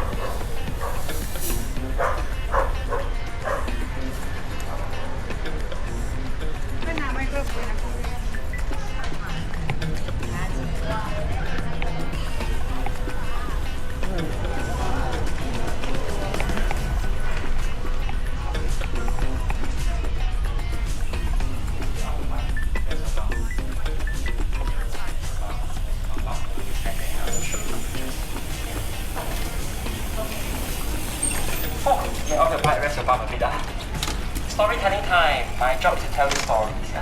So you can come and all my real stories behind these places. So let's share a few more stories about Chinatown. The first street we came in from was Sago Street, Street of the Dead. Yeah, bring it in a bit. Yeah, don't block the passage. Yeah, Street of the Dead, right? Funeral industry. Second street where we passed by to go to the mural. Adrian, bring your bike in a bit. Sorry, let's not block the pavement. People walking there, right? In a bit, yeah. Thank you. Yes, thank you. The second street where we went to the mural that was called Smith Street. In the past, a lot of brothels were located there, prostitution houses. So back in the day, every street had a different trade. This street is called Pagoda Street. Up there you can see the name, Pagoda Street. Up there, 24 Pagoda Street. So Pagoda Street was known for the human trade, humans. I'm talking about coolies. Have you heard of coolies? Yes? Let me show you. C-O-O-L-I-E, coolie. Actually, coolie is a direct translation from Chinese from coolie. Young men from China who came to Singapore, but they were uneducated, they were unskilled, so they were manual laborers. And they were by a promise of a better life here. They took a leap of faith, hop on a junk boat with 200 other people, sailed across the South China Sea to get to a very dangerous journey. Once they landed here, they picked up a coolie house, where they will be auctioned to the highest bidder. At one point in time, there are 12 coolie houses along this street. One example is there, yellow windows, second floor. That two-story unit was formerly a coolie house, one of the 12 along Pagoda Street. Those managed fine work men and police were at the harbour, that was unload the cargo for the bump boats. One yarning sale price paid for 50 kilograms, 50 kg, very heavy. But they were not staged, they were paid according to how many they unloaded. But they were not being paid normal money. Their paymasters paid them with costly currency coins that had the company logo. And these could only be used at certain places and certain shops. And it was controlled and transit here, and then bring back to China. Because their Singapore port limited the help agents to arrange journeys come here. But normally set here, they do that. They go for many years to be on the deck. You can imagine. They have much freedom to do very tough jobs. If not the harbour, if there's plantations, clearing the forests, there's not many police west. Daylight based in the So hot, so humid, raining, you have to carry somebody twice your body weight. It's a very tough job. If you earn $1 a day from pulling rickshaw, 20 to 30 cents went to the rental of the rickshaw. Whatever money he had left, spent on smoking opium. Opium and drinking, became addicted to opium. Many opium dens in Chinatown, very poor conditions. And all these young men just smoking their lives away. So when they first came here, originally wanted to work for a few years, earn enough money to go back to China. But because of the vices, gambling, prostitution, opium, became penniless. They fell in whether they go to die. Three of the men, the whole life revolved around Chinatown. They here, they work here, they die here. But the beautiful life that they had, thank them for living in Singapore. That's story. It's raining. If you need poncho, anybody needs a poncho. I can hand out poncho if you want anybody. You make your bottom, to be honest. Yeah. So maybe if it's not so heavy, we don't have the poncho. But later, if it's really boring, then get one for me. Or you want now, I can give you, anybody want now? Don't be shy, let me know. Okay, so we're going forward. If you want to come back here, at the end of Pagoda Street behind you is Chinatown Station, Chinatown MRT Station. That's exit A. Look for exit A. Oh, awesome. Awesome. But then, now we go forward. On the right, you can see a colorful tower. That is the oldest Hindu temple in Singapore, Sri Mariamman Temple. Yeah, we can visit the temple, Indian temple. Yeah, but the next part is a bit tight. Yeah, you can cycle first. At the end of it, you can walk your bike. Come.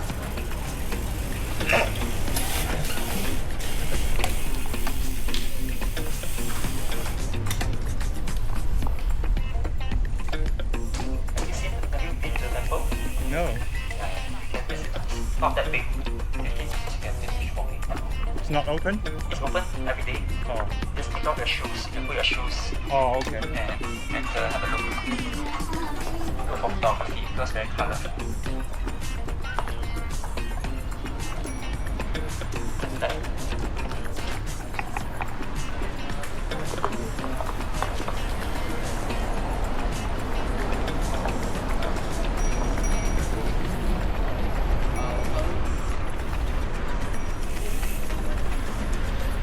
okay, bicycle, yeah. Thank you very much.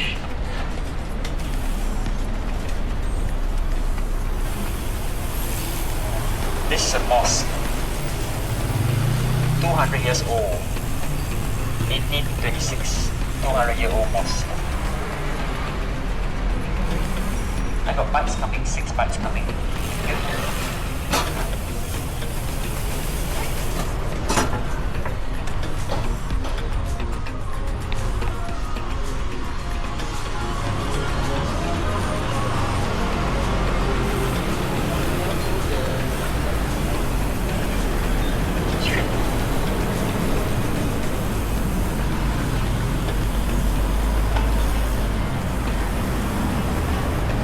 Come forward. Adrian can move forward over there.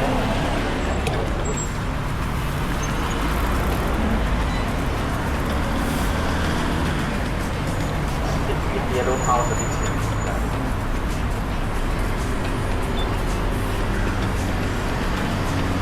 Across the road, the green building, these are public housing. We have over 10,000 blocks in Singapore. How do you know it's public housing? Once you see a block number, on the left you can see 533 in front of you. As long as the block number means it's public housing. Yeah, 80% of Singaporeans live in public housing, me as well. And 90% are homeowners, so 9 to 10 households own the homes, big majority. That's why I don't really see homeless people. Most people can afford to buy a flat.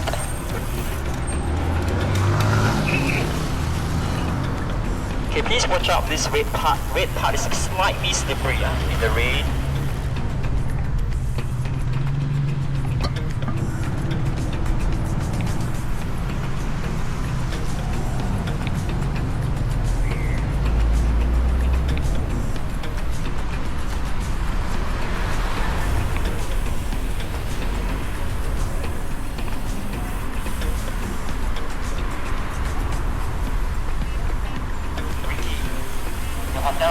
the other side of it. Oh, There's another hawker center here. Hong Lim Hawker Center. Very good one as well.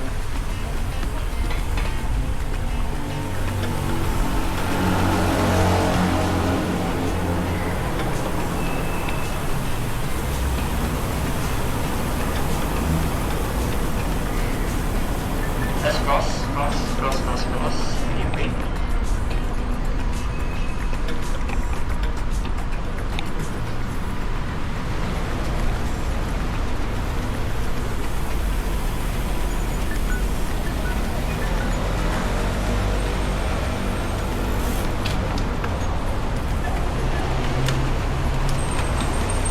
Some of you probably have heard that it's very expensive to buy a car, you know that? Before you can buy a car, you buy a certificate of entitlement, COE. It's like a permit to let you own a car. Number of certificates controlled by government based on bidding. So currently, for a big car above 1,600cc, the certificate costs $126,000. And it does not include the cost of the car, just for the permit. And this permit is only valid for 10 years. So after 10 years, you have to renew the permit to pay again.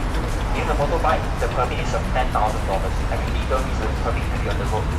Yeah, so we want to control the number of vehicles on the road because Singapore is so small. At the moment, already 12% of our land is used for roads. Cannot be aesthetic the roads, but so must really control. That's why you don't see that many cars. Yeah, somebody mentioned that. Let's go on.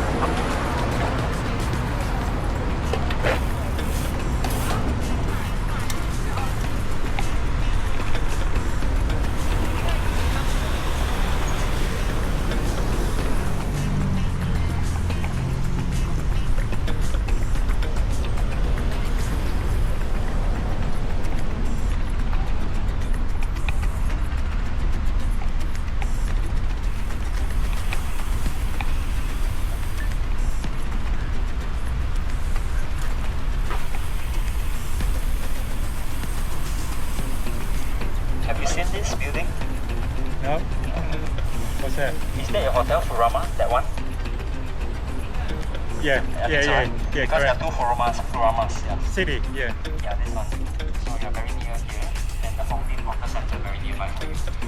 Let's go there. You can take some pictures over there. Yeah. We're at the bench, at the second bench. Okay. More chickens everywhere.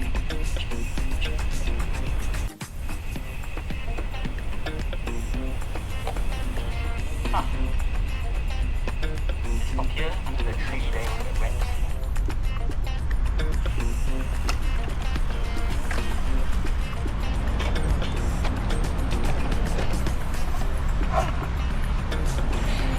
Anybody staying at this hotel? No, I think I asked you already. Yeah, so this is a hotel. The name is Park Royal Collection. You can stay at this one next time. Come back, okay?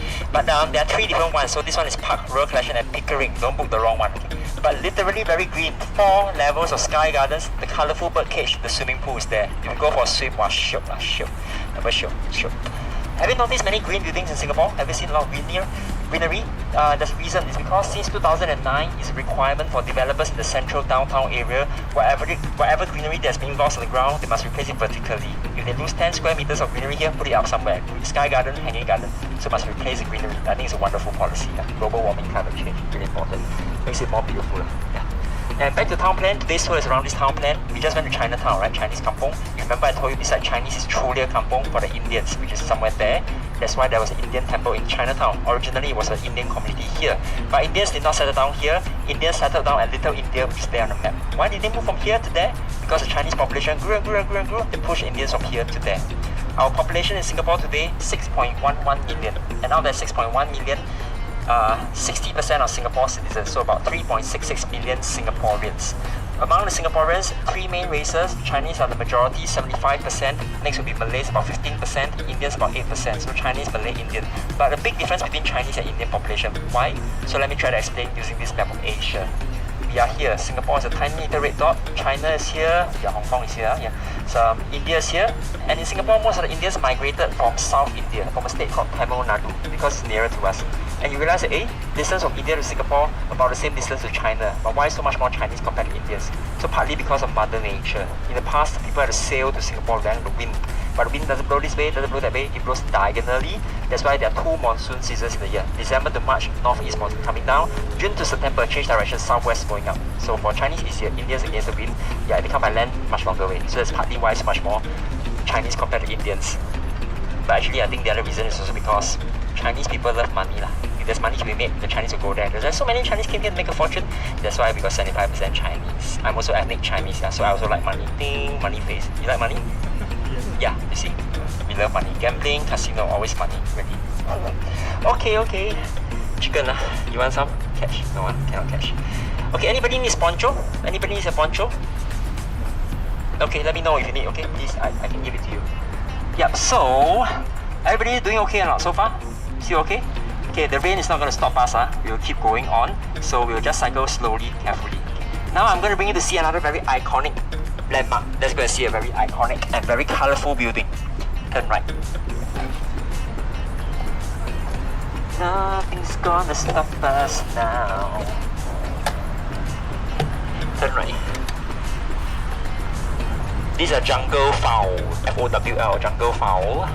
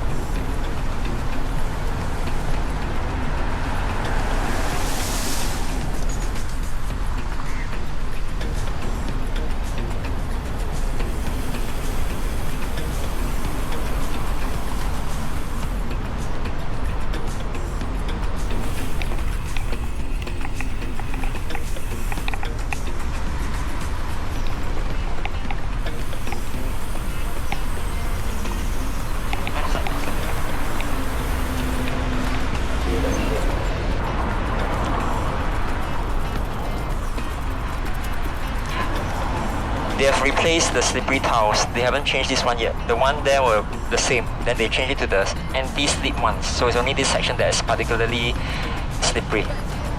Okay, but the next one will be okay already.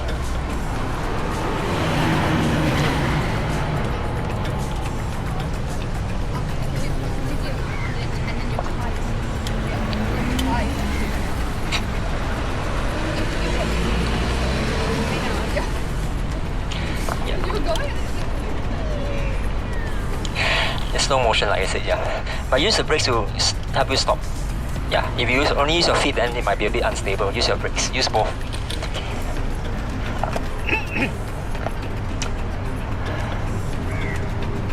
Okay, we're gonna cross. Now, let's go.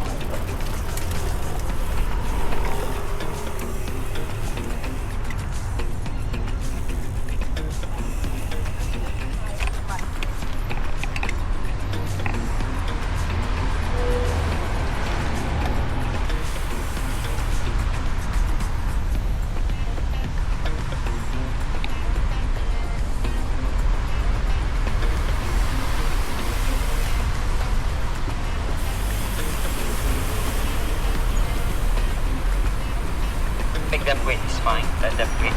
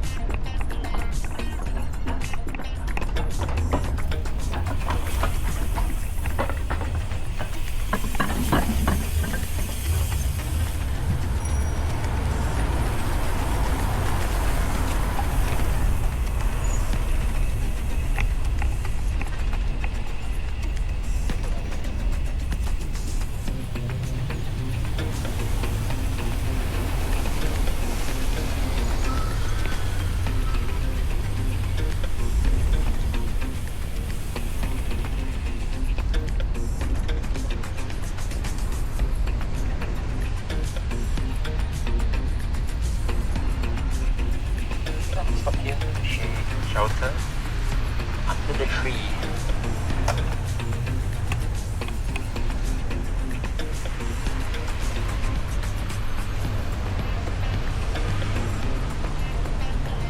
Let me orientate you on the left and same Singapore River. This morning we had a bump on the river, so boat key behind you, Marina Bay Sands all behind you. In front of you, across the bridge on the left side, you see the big silver umbrellas. That is called Clarke Quay. So Clarke Quay is a nightlife area. So you want to let your hair down, party night away, that's the place to go, Clarke Quay, nightlife. And directly across you can see Jumbo Seafood. Lee, do you have it here? Yes. This outlet, huh? Actually Jumbo has 6 outlets. There's one here, there's one at Clarke Quay. You can go have a good chili crab or black pepper crab. It's really, really good, but the prices are very jumbo as well. How much do you pay? For chili crab, 2 beers and some rice, nearly 200. 200 bucks, yeah. Jumbo price. But it's famous lah. Yeah, so you want the best of the best of the best, you must go to Jumbo, okay? But I want to show you the colourful building across the road. You can see that very colourful, iconic landmark. Today, the home of 2 ministries. Ministry of Culture, Communication and Youth, Ministry of Digital Development and Information. So 2 government ministries are there. That building was originally built in the 1930s. If you want to know what it was before, the answer is written below the red windows. You can have, if you've got good eyesight, you can see it's very faint, the words below the red windows. Can anybody see? Wow, very good. You passed your eye test. Congrats. Hill Street Police Station at the foot of Fort Canning Hill. So a very big police station. Why? Because the officers and the families live there, living quarters as well. But why do we need such a big police station? It's because in the 1930s, Singapore is very dangerous. Fighting, crime, riots going on. Many people joined secret societies. Because when they first migrated here, they were very, very poor. Turned to the secret society for brotherhood, for help. Many clashes between the different groups. Crime situation was so bad. 1930s, Singapore had a nickname. We were once called Chicago of the East. Yeah, but today, no, now we're one of the world's safest. Even as a female solo traveller, you can walk around midnight, you feel very, very safe. But how do we become so safe? Have you all seen many police officers around on the streets? Don't really hear sirens, right? But maybe they're somewhere lah. Look at the lamppost, every lamppost has CCTV cameras. Yeah, over 90,000 police cameras today. They're going to increase to 200,000 cameras over the next decade. So everywhere you go, I'll be watching you. Yeah, but let me tell you something lah. Actually, I used to be a police officer. For 4.5 years, I was a police officer. So actually, I can tell you, Singapore is very safe. Cameras are there for protection. If you have done nothing wrong, don't worry about it. They are not really watching you all the time. But when somebody reports a crime, then we will solve the case very quickly using the footage. And in fact, when we see the cameras, we feel safer. We know that nothing will happen to us, so it's for our own personal protection.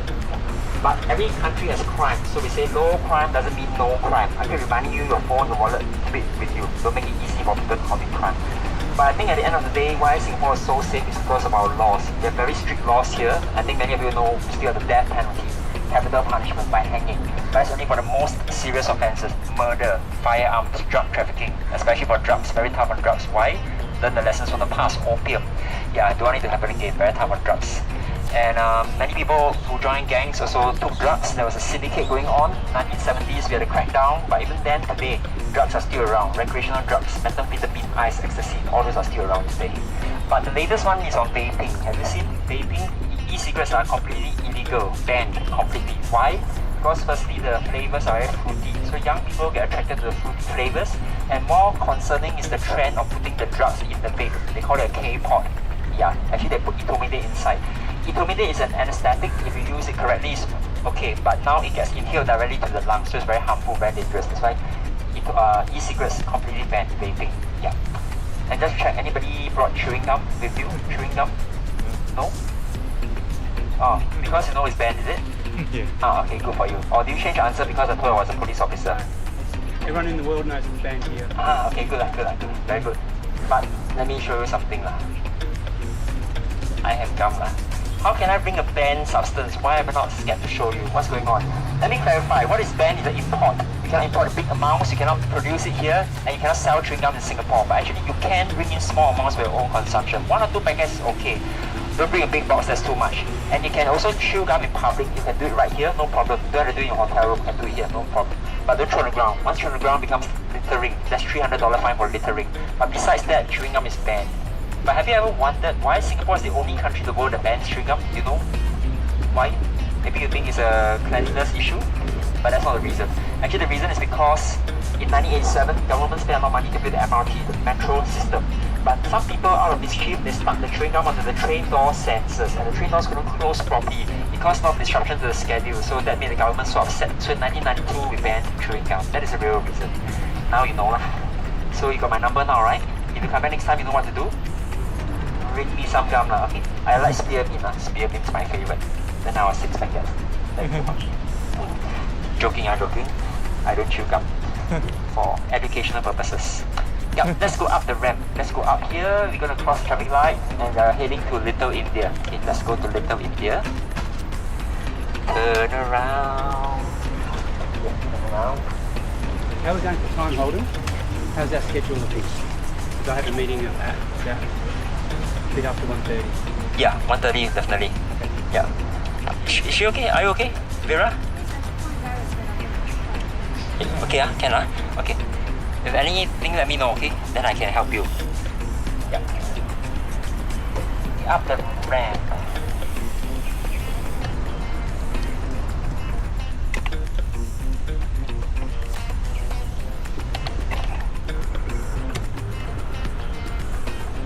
Alright.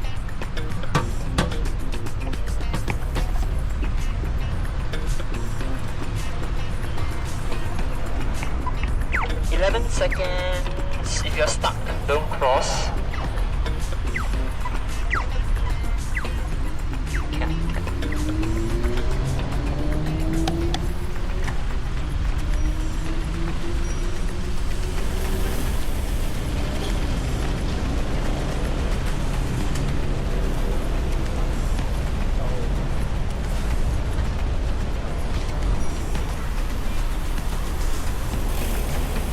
Thank you.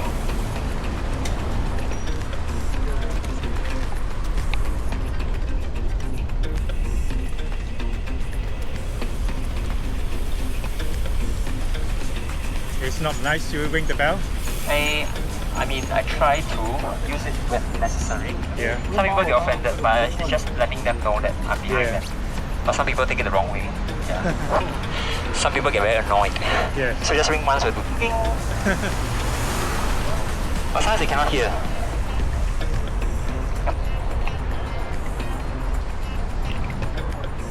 Follow me, let's go in.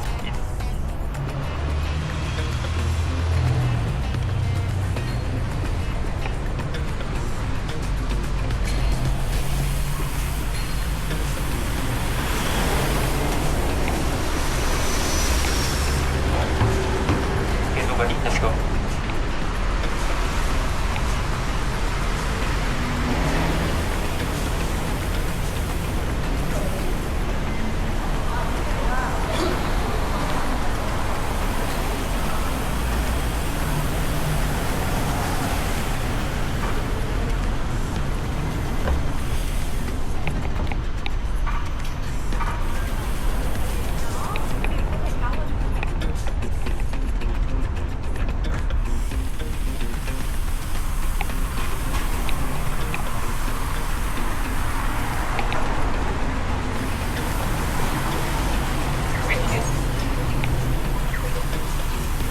Stay in the shelter, stay in the shelter.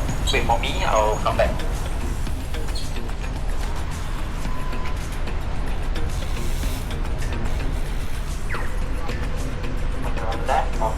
That's the oldest surviving fire station, Central Fire Station. Still a working fire station. And do you know that all Singaporean men must do national service? Compulsory conscription at the age of 18 years old must serve. We cannot decide where we're going, but we can be posted to the Army, Navy, Air Force, Police Force, or the Civil Defense as a firefighter or paramedic. So it's full-time, 2 years full-time, but you must do another 10 reservists after that. So every year you got to go for a refresher reservist training, 2 or 3 weeks a year. So full-time 2 years, 10 reservists, then you're done. It's like a rite of passage for all Singaporean men. And you did police? No, I was in the Army. Army band. I was a drummer, a little drummer boy. So I played drums. Yeah. I only became a police officer at 30 years old. Like a second career kind of thing.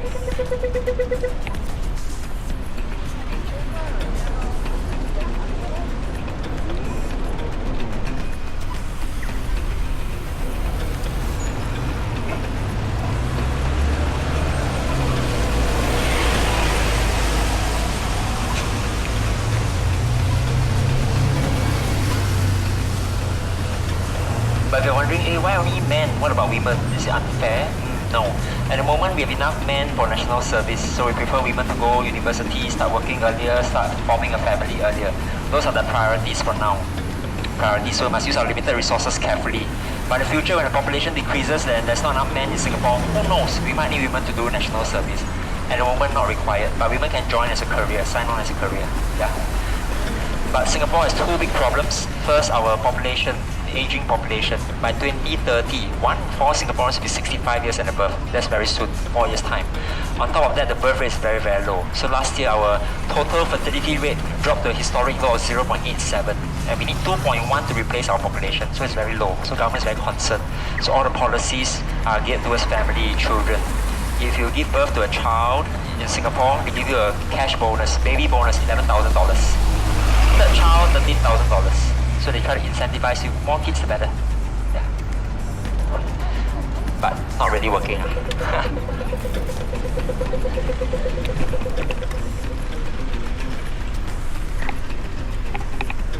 Right, yeah, right. Okay, you know what? Today we go straight. Let's go straight.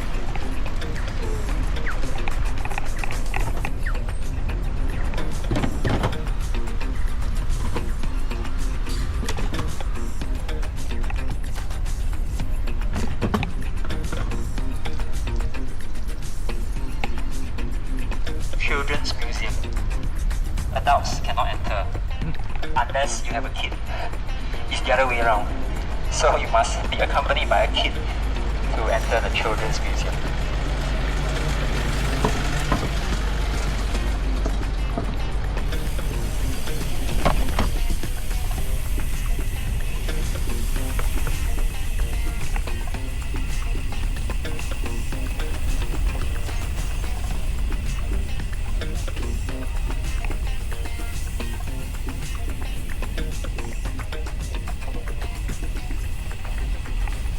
Oh, careful, there's a step, so rush down here. Step. Come on, careful, huh? Slowly. Let's go. Go.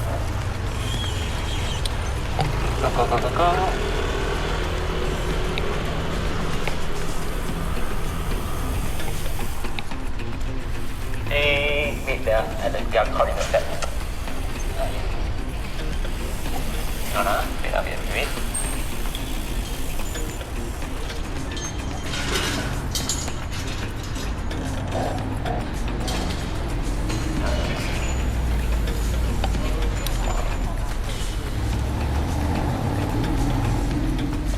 This was formerly a primary school. Look at the top 1910, more than 100 years old, but now it's a museum, Peranakan Museum. Have you heard of Peranakan? Anybody Peranakan? The root word is anak, A-N-A-K, per-anak. Anak is a Malay word which means child. Locally born children of intermarriages between a foreign man and a local Malay woman. So the native people of Singapore are Malay. So like Malaysia, Indonesia, they are Malay people. Foreign men can be Chinese, Indian, Arab, European men came to this region, and the local Malay women and the children are called Peranakan, so they are mixed. And they were here before the British were here, so often very wealthy, own a lot of land, very wealthy. And they take some aspects of their own culture, mixed with the Malay culture, create their own distinctive culture, like a fusion, mix of culture, so it's very fascinating.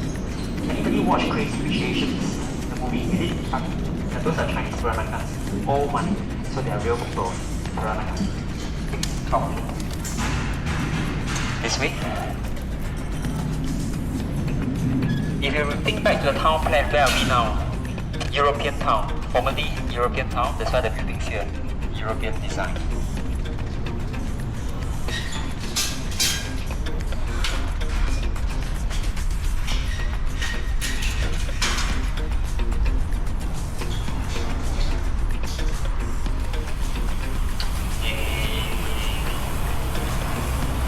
Possible between the grass, don't cycle on the grass if you can.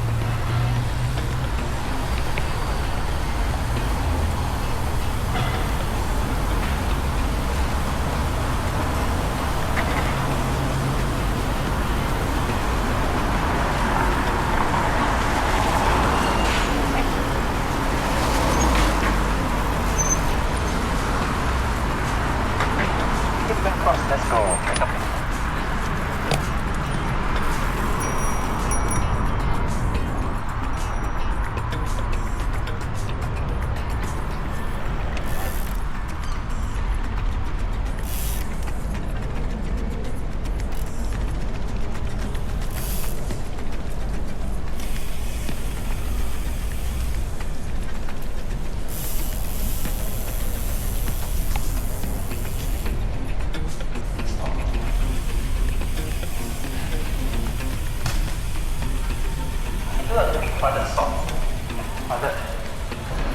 So you see, sometimes you see a lot of teenagers around because there's no school.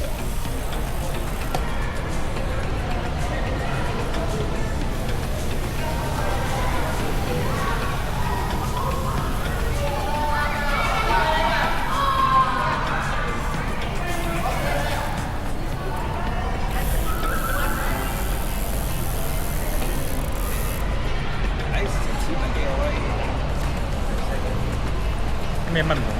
山好似科大咁嘅山，如果香港大學嘅當年香港大學你喺個西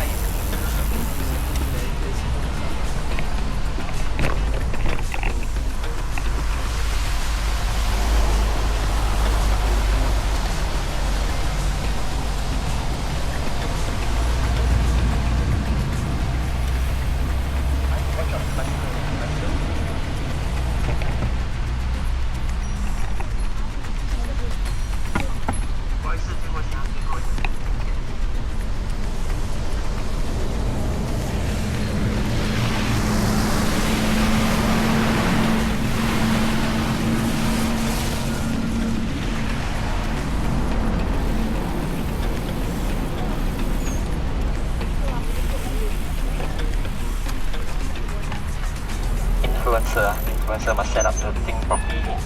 Just a hair.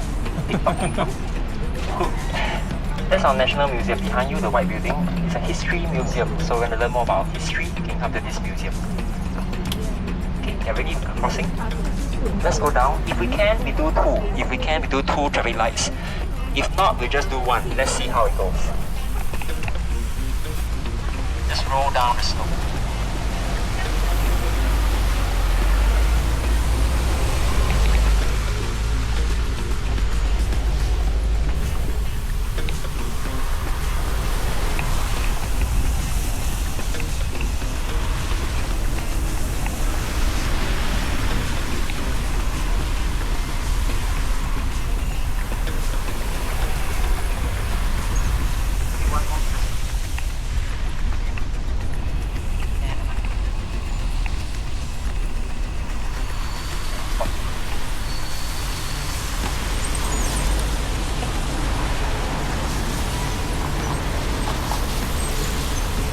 Well done.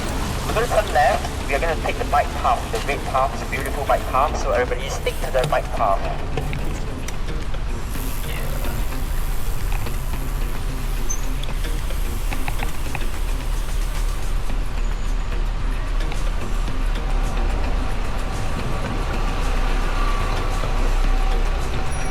Keep left.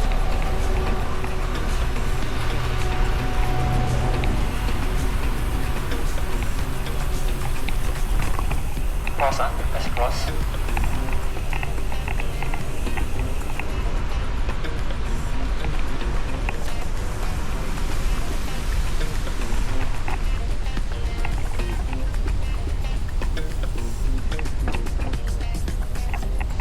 Fashion studies. Fashion, very fashionable. There's a mosque, Masjid Bencoolen Mosque, green building.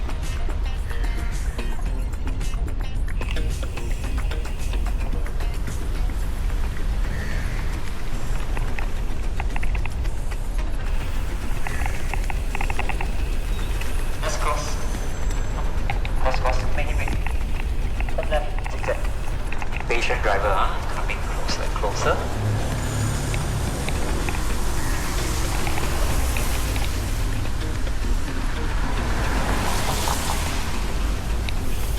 Okay, all made it good.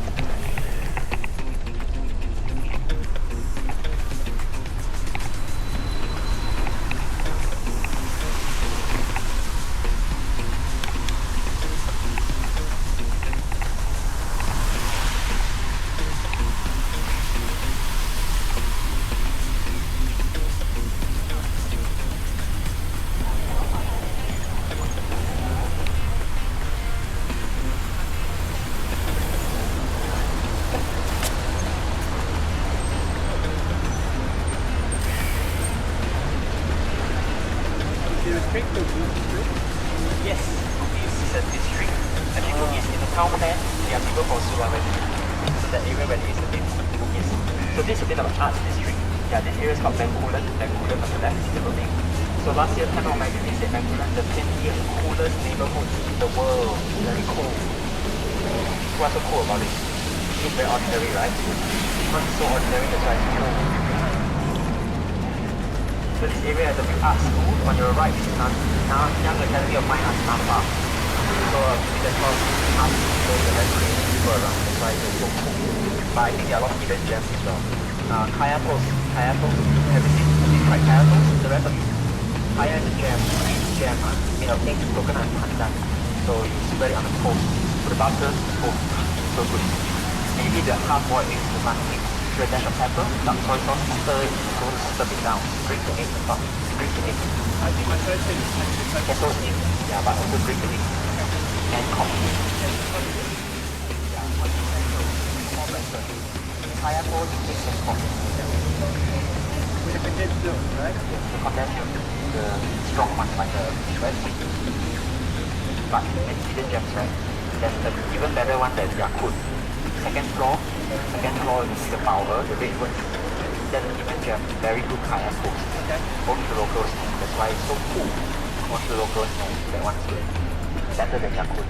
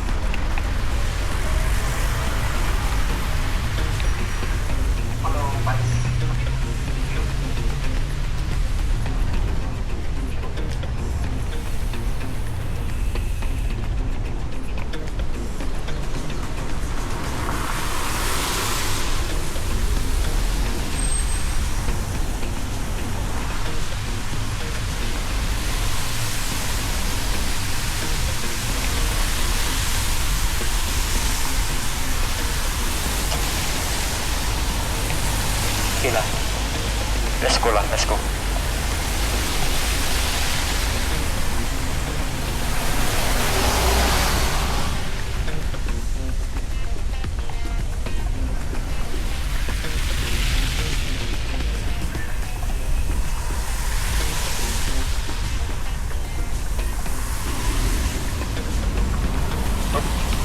Can hear.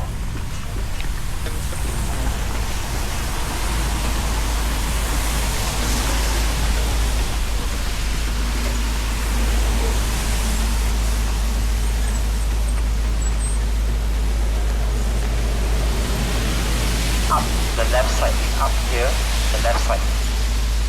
In front, the white part you will narrow down and we'll cross the road. We'll get there. Here.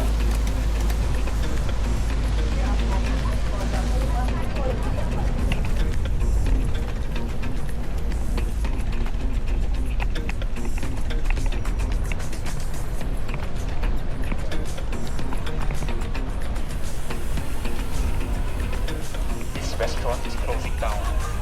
Open for 100 years, closing down. I think it's a Cantonese restaurant. Why? Famous.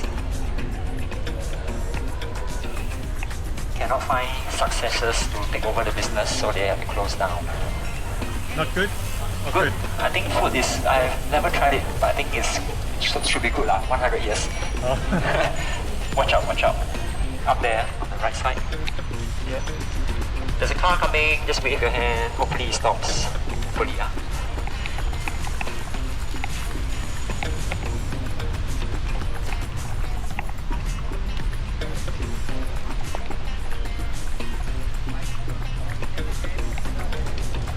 This is LaSalle, College of the Arts.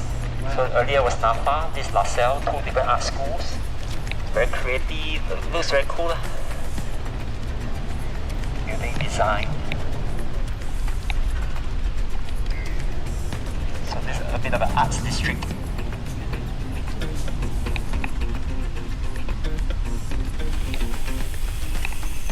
Let's go across, but down here.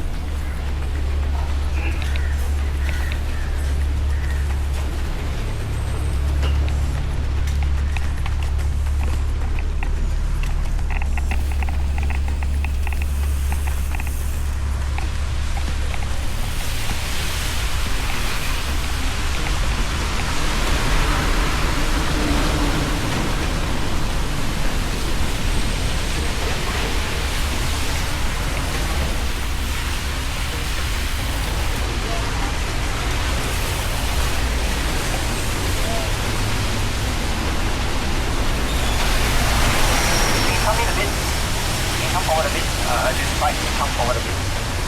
Yeah, otherwise it's not done. Okay, we are about to enter Little India. Sorry. Full traffic light. Full traffic light. Zigzag, huh? The first one is still a zigzag.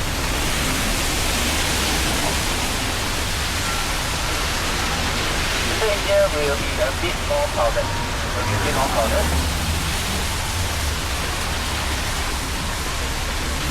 Just go slowly, go slowly.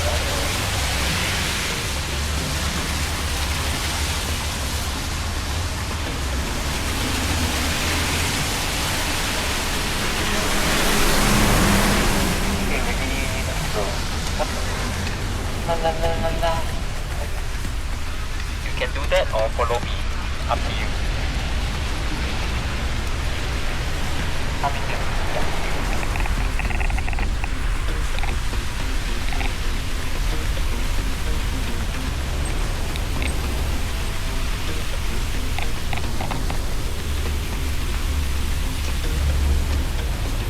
You know what? Sorry, I changed my mind. Let's go this way. Sorry, I changed my mind. Let's go this way. Sorry, we go that way. We go by another way. Today we go this way. Come this way. Yeah.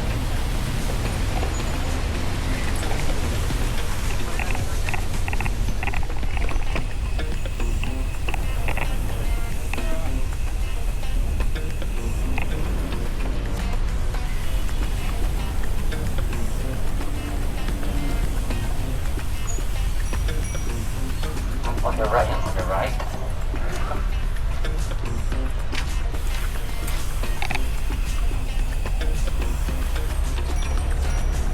Okay, bikes on the left, please. On the left, thank you. 6 more, try me. Thank you.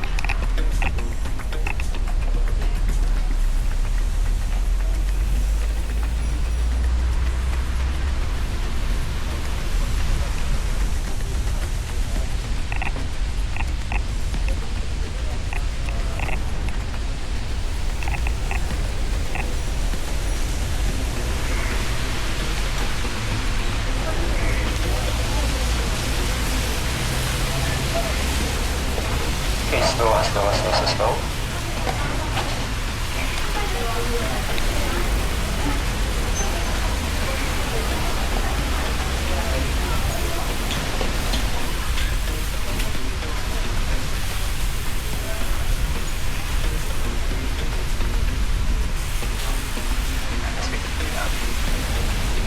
This is not my usual way, but it's a slightly safer way, so that's for today. Okay, can hear quite okay.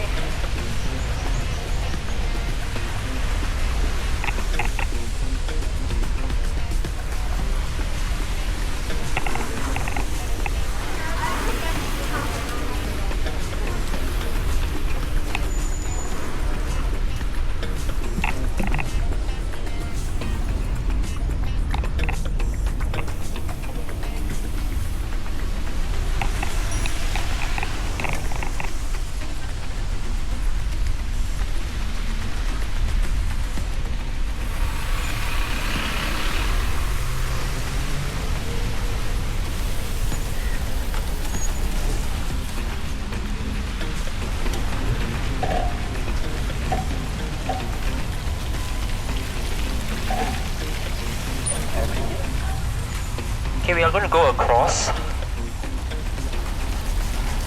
So, we will just use your magic hand. Your magic hand can stop traffic. Just wave your hand, okay?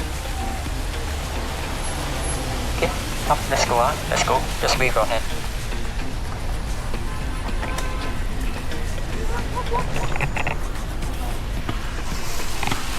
Oh, here, let me check, wait. Okay, good. I'm going to show you the road. Can you just see the road name? It's called Race Course Road. Yeah, it's not F1. It's horse racing. There was a race course here. It's gone, but the road remains. If you want to come back here, MRT station, Little India, purple and blue line, 2 lines. Look for exit E. E for easy. Easy to remember. Okay. Now follow me. I'll buy you a drink and a snack. Come.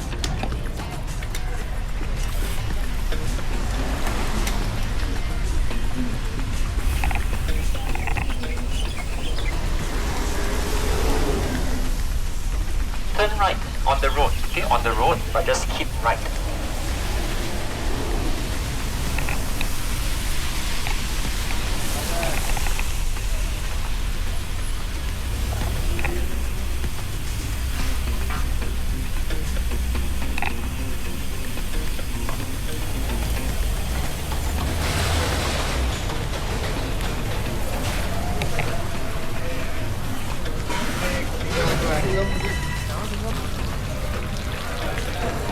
Let's park here. Slippery, here, slippery. Be careful.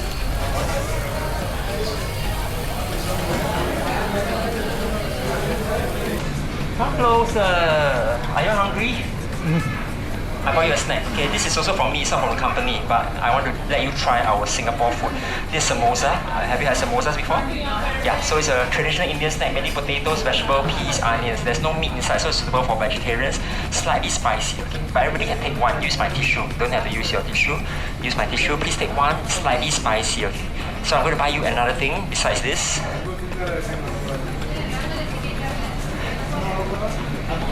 Take one. If you want to take this one, finish up the packet. Yeah, that's the last year. Okay, come over.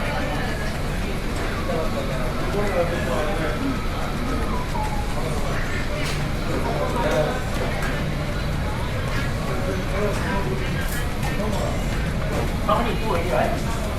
Yeah, no more. I'm also going to buy you sugarcane juice. Have you had it before? Oh, it's my favorite drink.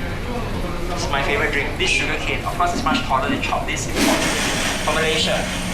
Yeah, so from Malaysia. So later my friend will use a machine to squeeze, press everything out. So it's pure sugarcane juice, no sugar added.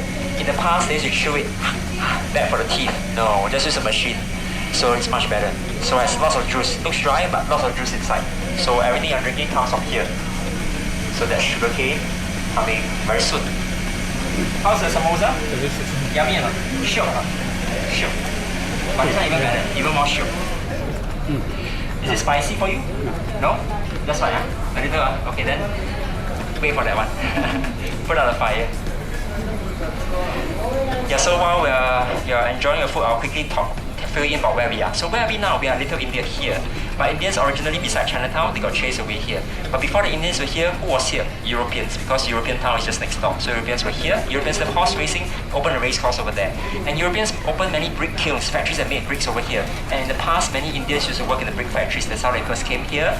But by the late 1860s, the brick factories closed down. Indians were out of a job. So what did they do? They took up cattle farming. The Indians bred water buffalo for transport, cows and goats for milk. Why here? Because there was a lot of grass and also because there was a lot of water.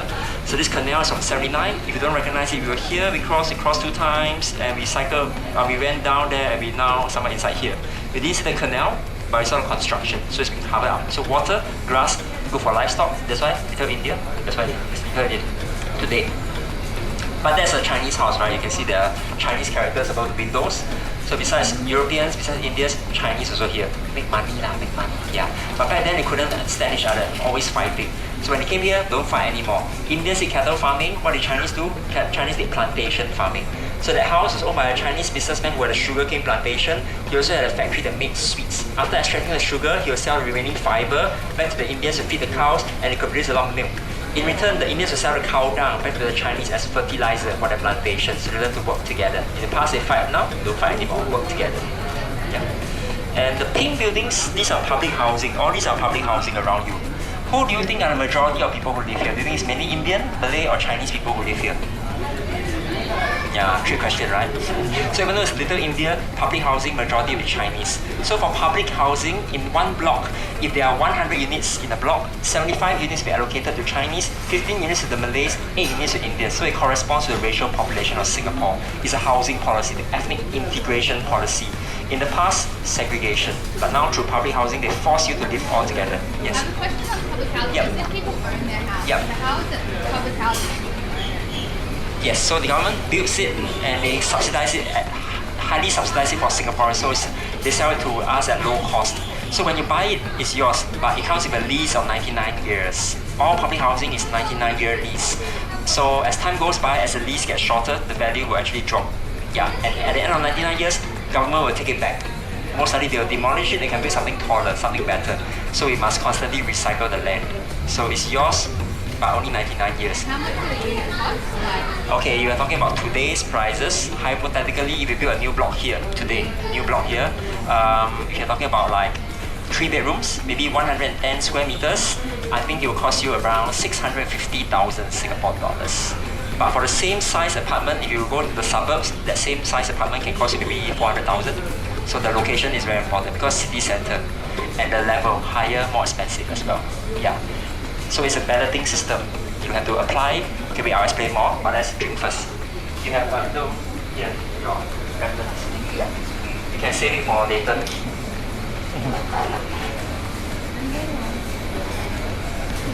Ladies first, ladies first, ladies. Just enjoy, very shook one, this one very shook. Shook.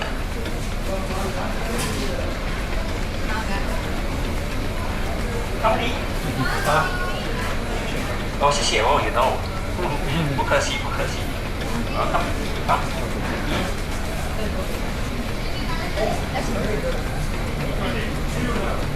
Cheers, cheers, cheers. 干杯，干杯 Cheers, cheers, cheers, cheers, cheers. Let's take a picture together, let's go. Yes, everything you came out from there. Just ice, no sugar added. Come, let's take a picture together. Let's do one refill together.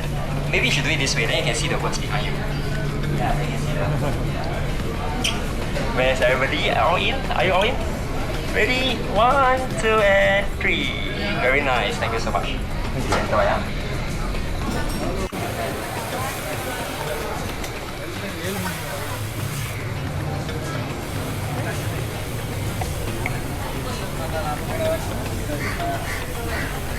Ja, zeg maar.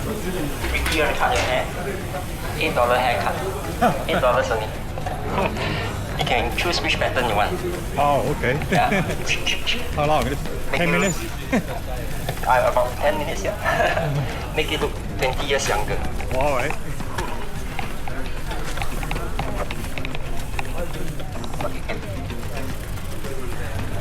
It's a mango tree. You can see there's some mangoes up there.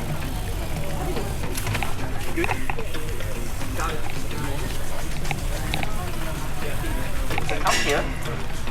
We go down on the right side, smaller step here. You can either bring a bike down or you can cycle down here. It's a smaller step. Okay, we will be on the road just for 30 meters. At the end of the road, in front of the big white lorry, we turn right. We will go back to the pavement, okay? Wait, the truck is moving. Which one is moving? Lorry.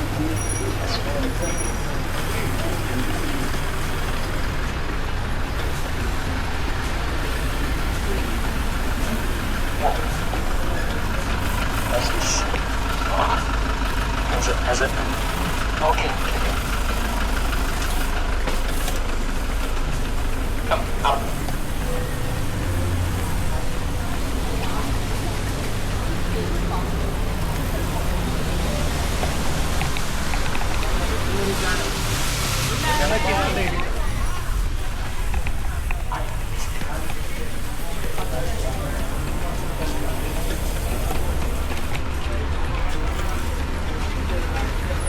Okay, let's go.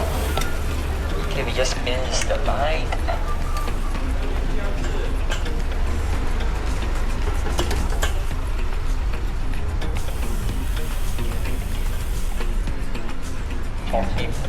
Okay, no, let's not risk. Cross first, cross one first. We are going that way, yeah? Come forward, fill out the space, fill out the space.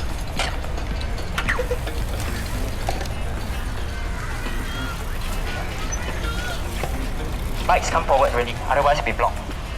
Come forward, otherwise you'll be blocked.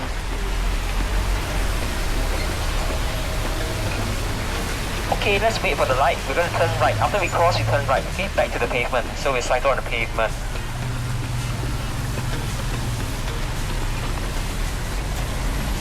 So this is Little India. On your left, in front of you, this is all Little India. It's quite big. Not that little, they are quite big. But today we only see a little part of it. So come back on your own. Best explore on foot. When you walk, you can see a lot more.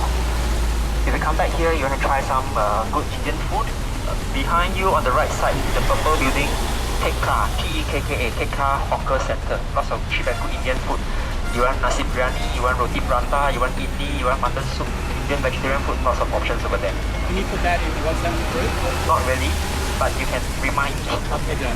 Yeah, because I say 100 things. Okay. I can't list everything. Anything about food, put it in there. Oh, really? You like food, ah? Okay, okay. Food. Yeah. You want to try some Indian sweets? There's a famous Indian sweet shop across the road. Below the red words Little India Arcade, there's a shop called Mogu Sweet Shop. You can try the Indian sweets.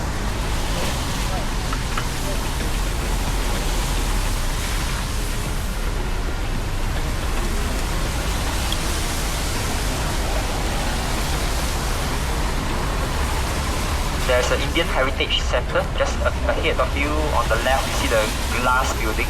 There's an Indian Heritage Center. It's a museum about Indian culture, Indian history. That's also good. You can also visit if you are back.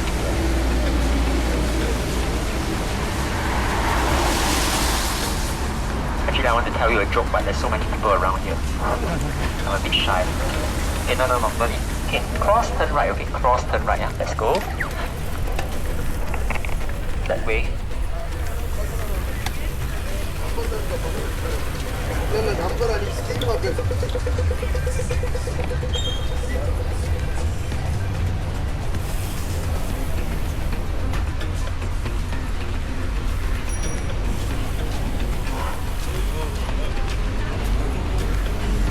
My friend, my mother.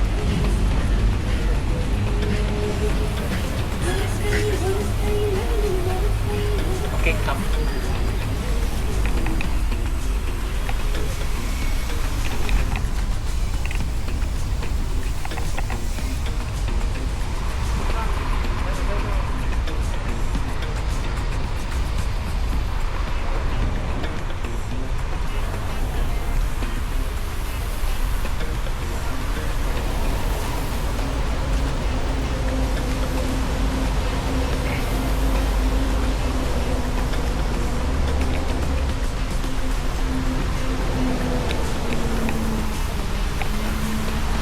Let's go inside. Come.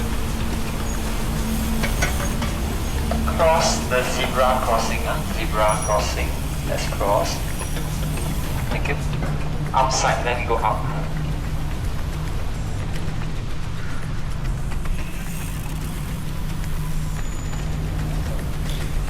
Okay, can.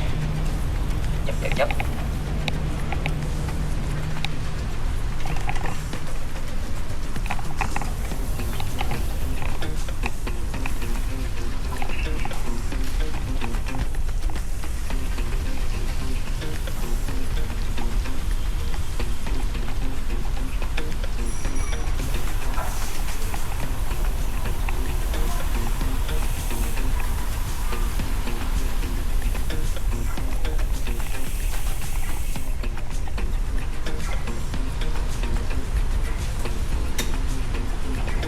There's a bend, a zigzag bend. Just be careful a bit here. On the right, zigzag. Here.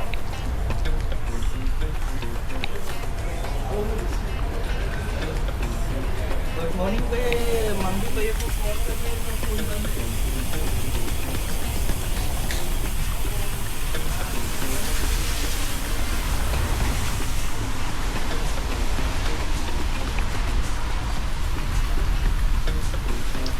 We are crossing one more line. There's enough time. Can make it. Let's go.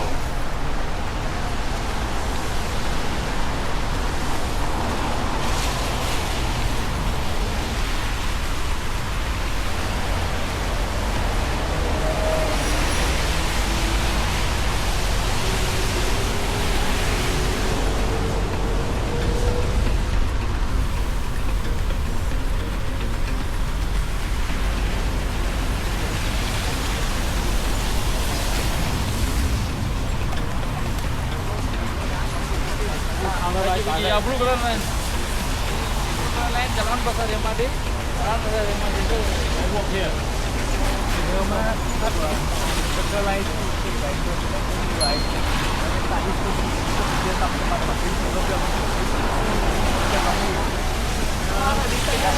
Our bike across. After we cross around the yellow railing, we turn left, then we can cycle. We walk our bike across this line. After the yellow railing, turn left, then cycle. Orchard Road. Orchard, O-R-C-H-A-R-D, Orchard Road. All the shopping malls and department stores are there. Is there anything you're looking for?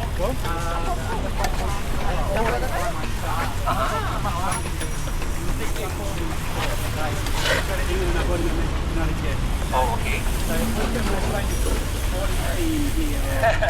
Unfortunately, we are bad at sports. Football is our national sport. We have, but I'm not sure if it's in stock. There's a shop called Western, W-E-S-T-O-N, Western Corporation. They sell football jerseys of every country, but sometimes they don't have Singapore. And this weekend is World Cup, right? Football. Yeah, so I'm sure they have a lot of things going on. Yeah, but for Singapore sports, we are very bad at sports, to be honest. Yeah, there's a Western, I believe. Remind me, I'll send the link. Okay, Western, W-E-S-T-O-N. This is weird. It's usually green. It's usually green.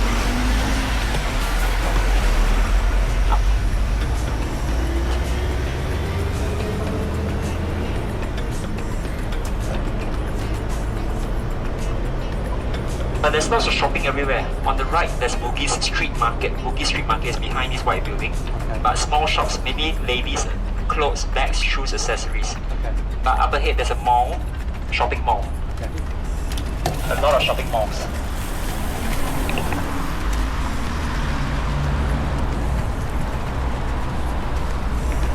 Slowly.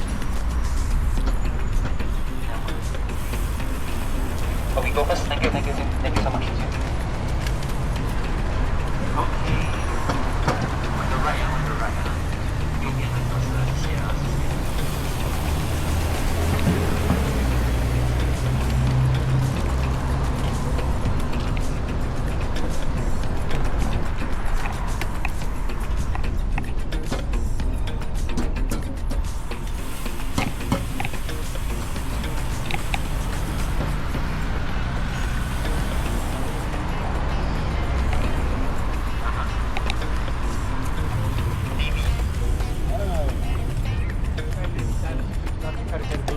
Oh yeah, But that's not here anymore as it was, right? Bugis is here, but all the weird things that they had is no longer Gone? here. There was a lot of like a cross-dresser, I think. All that. Yeah. It was very rowdy in the past. It very was, very rowdy.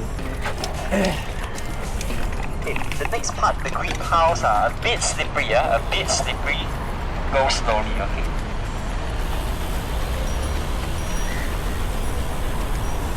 Yep.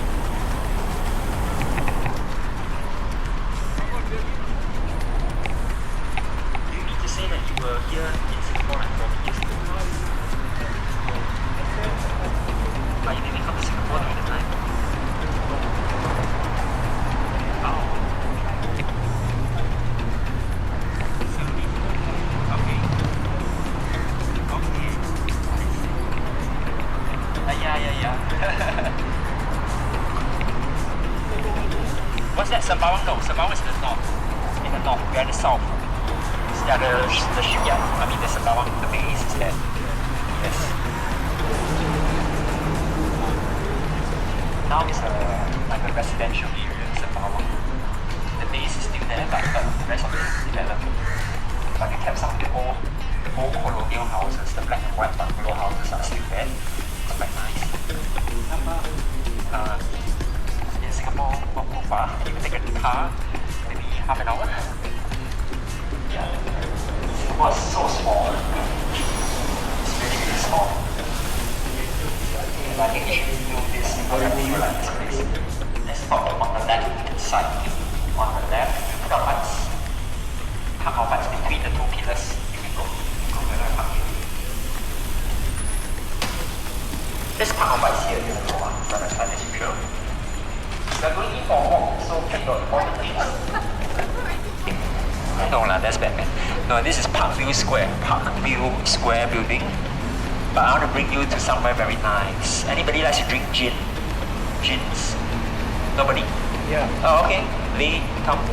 I'm going to bring you to Atlas Bar. Okay, Atlas is here. One of the top bars in the world. 1,300 bottles of gin. So now I'm going to bring you in to Atlas for a look. Just a look. Because I bought you a drink back there. You see what I did? Yeah, this one, no budget. This one I can't afford it. So Atlas is on the ground floor. Let's enter from the right. Walk one round, come out from the other side, okay? And inside, there's a very tall tower. The jeans are displayed there. You want to take a nice picture? A good photo spot will be at the other corner. Walk one round. If you need a washroom, there's a toilet at the other side. Toilet. This is not a hotel, yeah? This is an office building. And it was only built in 2002. It's only 24 years old. But when you step in, it feels like you're being transported back to 1920s Art Deco era. Very beautiful. Welcome to Atlas.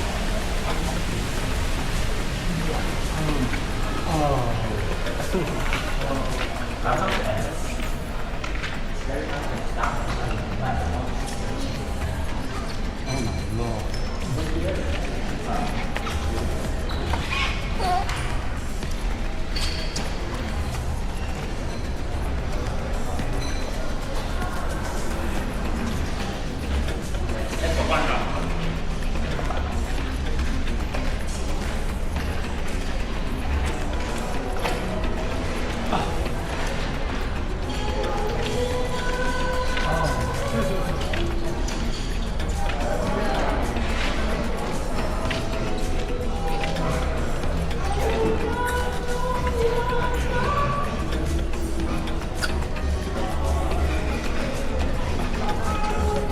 Top shelf.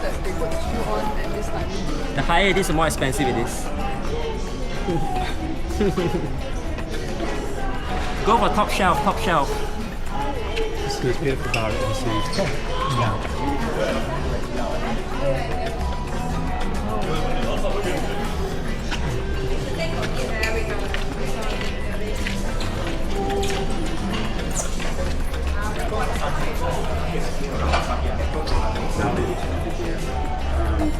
Yeah, I got 6 days, right? Yeah. Close on Sundays, don't come on Sunday. After 5 p.m. smart casual. No, you mean long trousers and shoes. Yep. Done. After 5 p.m. smart casual dress code, no flip flop, Birkenstock and Crocs. Close on Sunday, okay? Come on, anything except Sunday. You drinking here? Not now. So you treat me.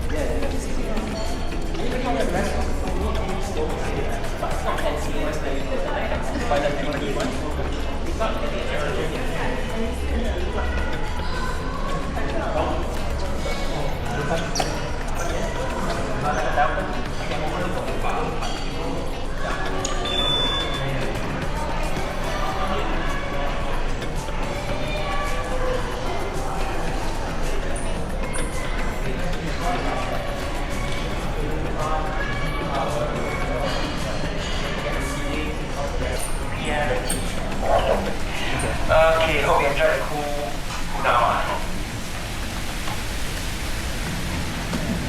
Yeah, the meaning of this piece, the guilt that humans face. The 4 of them used to be in the prison. Now that they're out, they're looking back, feeling guilty about those that they left behind. And Raffles Hospital, Raffles and King Raffles is good, right? It's a private hospital. Usually the one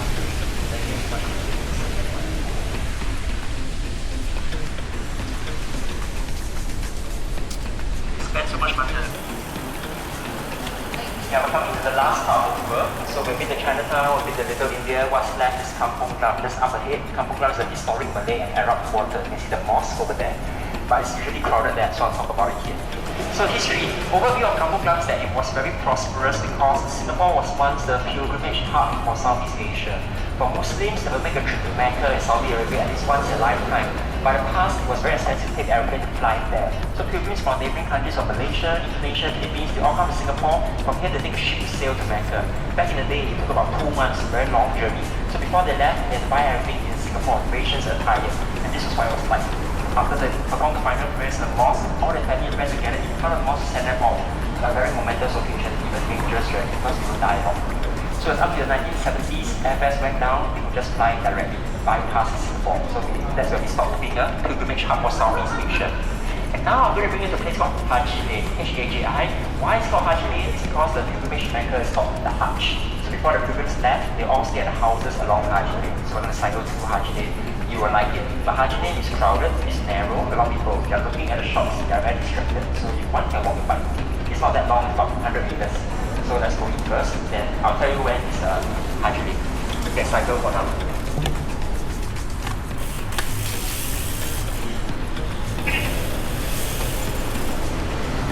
Okay.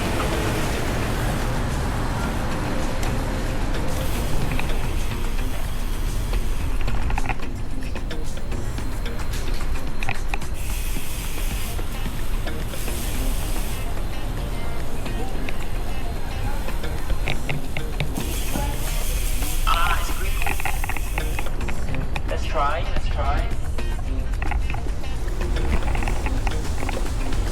Yeah, no. Next one. Never mind, stop here. No problem. Rush. Yeah. Can come forward. Yeah, Adrian, come forward beside Lee. Okay, yes. In case they walk here. Okay lah, I think there's time for a quiz. I like quizzes. You like quizzes? Let's try. Who can tell me our national bird of Singapore? Bird. Something very common you see everywhere. What is it? Chicken? Too delicious. No, not chicken. Crow? No, not a crow. The little one, the sparrow? No, not the sparrow. The heron?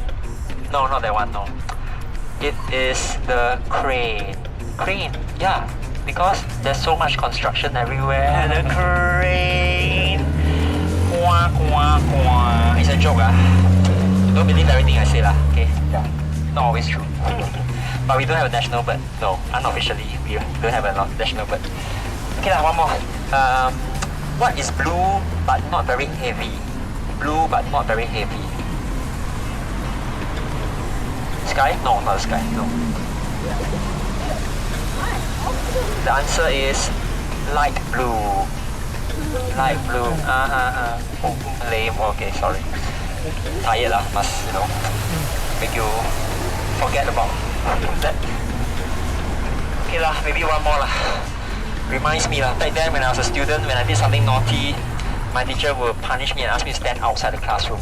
But it made me very happy. You know why? Because it means I am outstanding. Outstanding. You're very outstanding. Yeah. Good lah. Yeah, I'll stick to my day job. Okay, so enough. After you cycle across, we'll turn right. Haji Lane is at the orange building. Okay, turn right to Haji Lane. Maybe a bit obstacles, but turn right. Haji Lane, so I said, is a bit crowded, a bit narrow. But just cycle down about 100 meters. As you cycle, you can look at the shops, many interesting shops as well.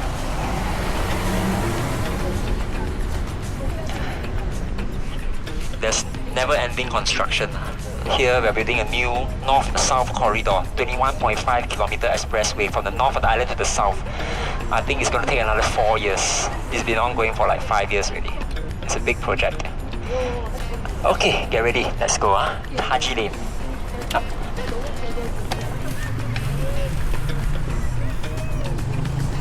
Watch out.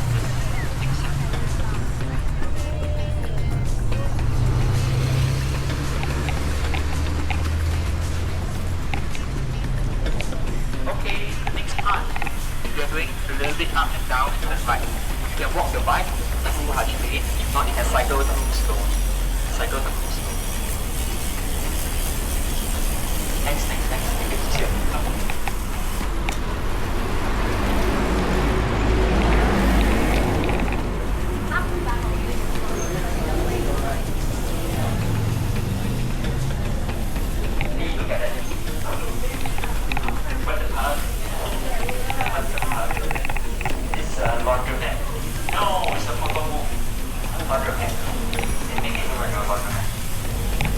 gelato. Maybe you want Berliner touch.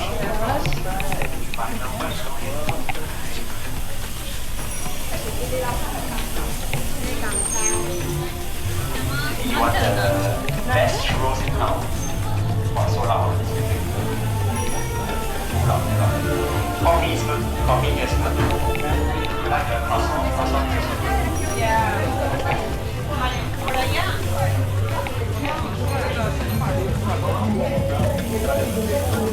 Acai, vintage, pedicure, sunrise, will stop. Here, pick one, and it's crowded. Colorful, you have to take a picture, very colorful. Very colorful street. Have you been here? No one?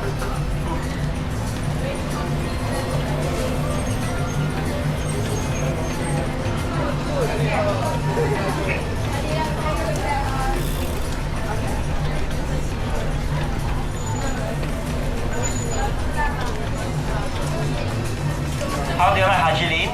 Pretty cool, huh? Very hip, very young, very happening, very trendy. So young people will like this place. A lot of vintage shops, like vintage, many vintage. Like photo booth over here. And if you want a beer, you want a drink, you want a beer, come here, okay? Black sheep or in front over here. Happy hour, always going on. $10 beers. Yeah, can come here have a good drink. But if you want the alcohol, it's only this street and on your right. Only these two lanes have alcohol. From the next street is near the mosque. Arrow Street onwards is near the mosque, no alcohol served over there. Okay. So after the tour, you're going to walk back here, you can come back here in 10 minutes. You can walk back here, I will show you how. So come back here, have happy hour drinks too for my friends, all this, yeah? Bye-bye. Happy hour. Yeah. I cannot. Bye-bye, see you. So many to choose from.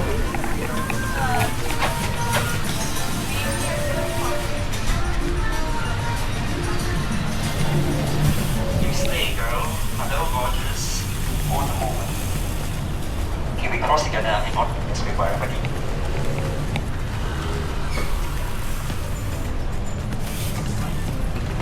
Oh, coming in. The car's coming in.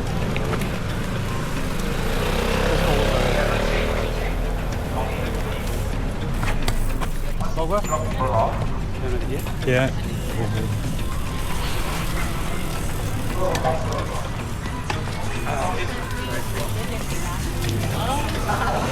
Four years. Is this enough for 2 people? This is for one actually. Okay, come. Turn left. Let's turn left. One way ticket. One way. Same artist, the cat. Same artist who painted that mural. That's the one in Chinatown. He has painted more than 80 murals. The blue wall, that's also by the same artist. And his murals always has a cat. It's his family cat. Where's the cat? Look for the cat. Yeah, there. Easter egg.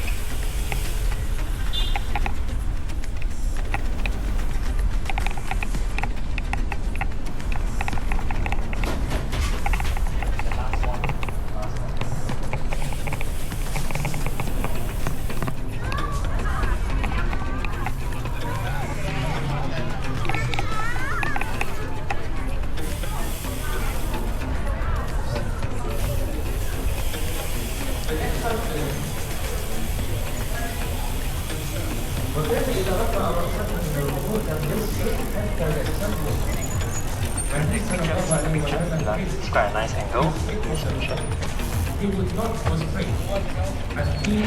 Yeah, so this Sultan Mosque, Masjid Sultan, built by the Malay kings for his followers, is our national mosque. Yeah, most important mosque in Singapore. So every year after the holy month of Ramadan, the fasting month, the morning after, many Singapore Muslims will make a trip to this mosque especially to pray. Main hall can accommodate almost 5,000 people. Not enough, they'll spill onto the street. Let me show you this picture. You can see. beautiful picture. This picture is taken from the balcony in front. So these are all people bowing towards the direction of Mecca. So even though it's no longer a pilgrimage hub, it's a very important spiritual center, important place for our local Malay Muslim community. You can visit, it's open to public. Just dress modestly, if not borrow the rope cover up going to have a look. Okay, now we go down this way. Turn right, turn right. If you want Turkish food, Lebanese food, lots of restaurants over here.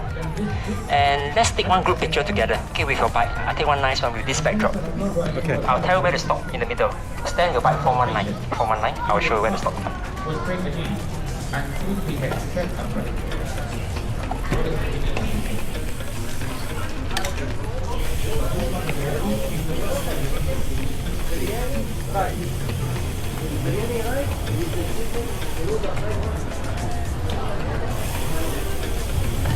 Let's stop here. Let's stop here. That's nice. Here. Face forward. Stand your bike.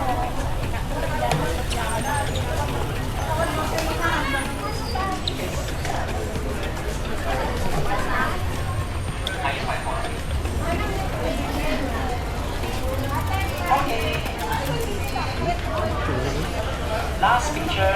So give me your biggest smile. Smile from here to there. Let's see a key done. Ready? 1, 2, and 3. Let me join in. Let me join in. You, where are you? 1, 2, and 3. Thank you so much. There was $10. $10. Thank you. Come, let's go.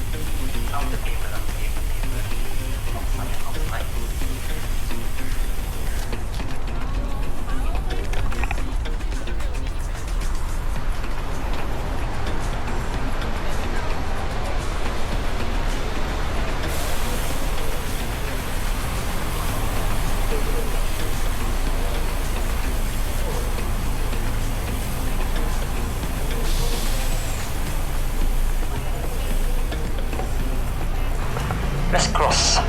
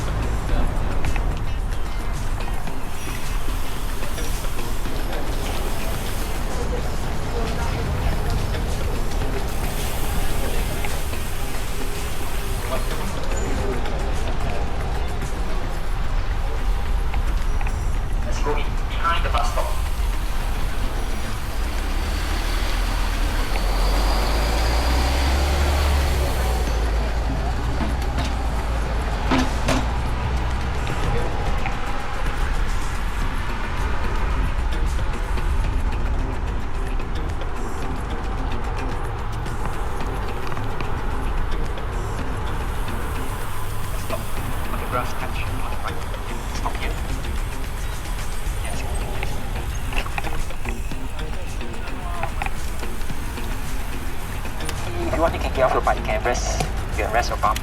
I'm going to wrap up the story of today's tour.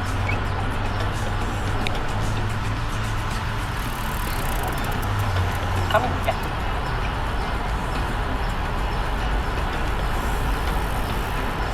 Okay, we're the last stop, the last piece and the most important piece of the jigsaw puzzle.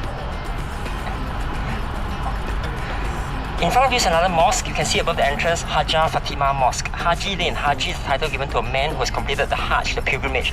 For a lady, she was given the title of Hajjah. So this mosque was named after Fatima. But before it was a mosque, it was Fatima's house. She married an Indonesian prince, but her husband passed away when he was very young. So Fatima took over the business, became very wealthy, successful, built a big house here.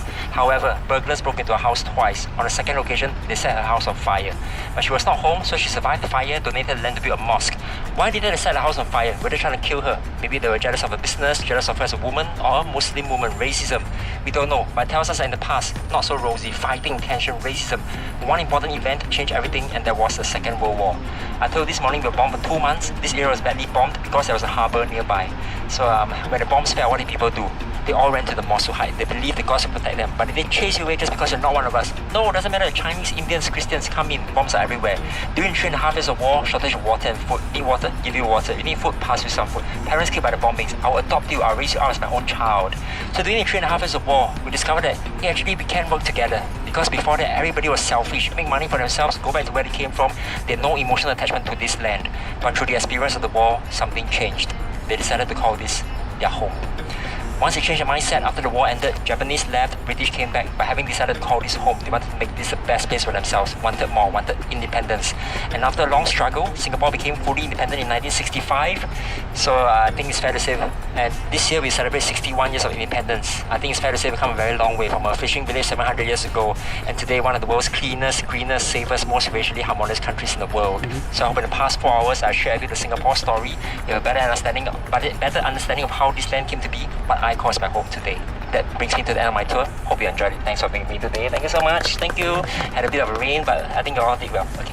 We're not going to end here. We're going to cycle back and end at the same place, right? So I know Lee has a meeting. He has to go. So you will drop out from here. You can leave from here.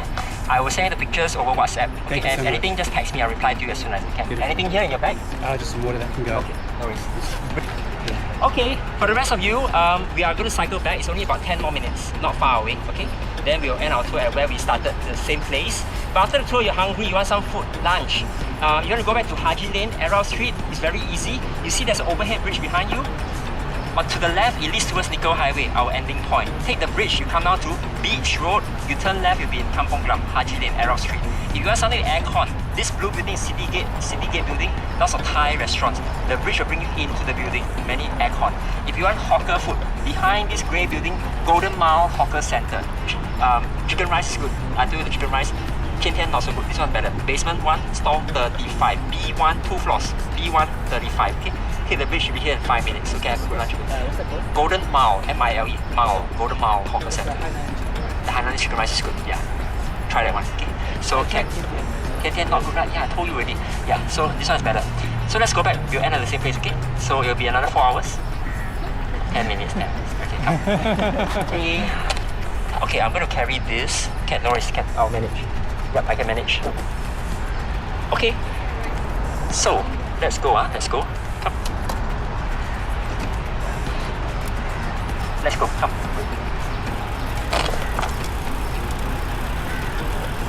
Oh, the stand. Yeah, I want it that way. Oh, okay. Yeah, so I can rest it down when I... Okay.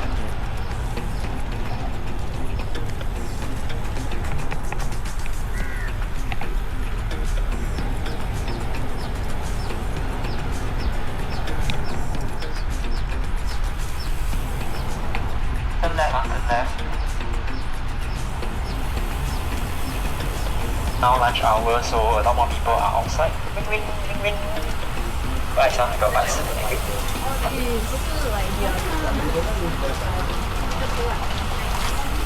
Okay, never mind. Go slow, go slow.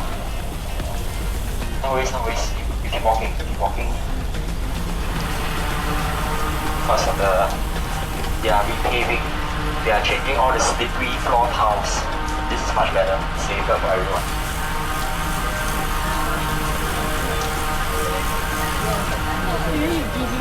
Aiya. I see. No wonder. Okay, turn left. Turn left.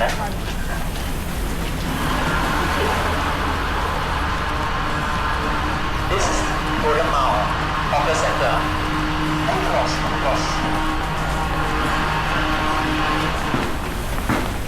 Here, squeeze. That's my skills. Okay lah. Wow, this one Thank you. Inside also.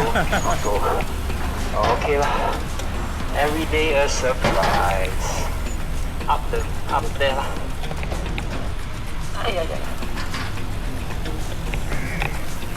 You see, even the cars are queuing up for lunch. You know, we really love to queue for food. Whenever there's food involved, we need to queue up. Think here lah. One step down. Ouch.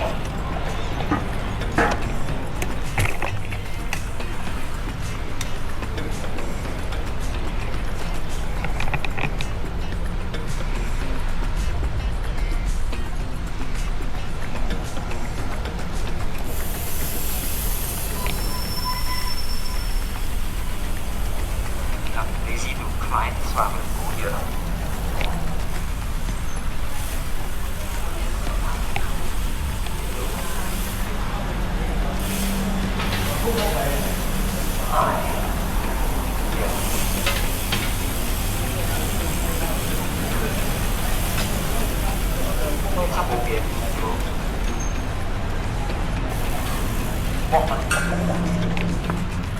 Sorry. Thank you. You can turn left. Go there. I'll go here. Oh wait, where's everybody else? Okay. Coming, yeah.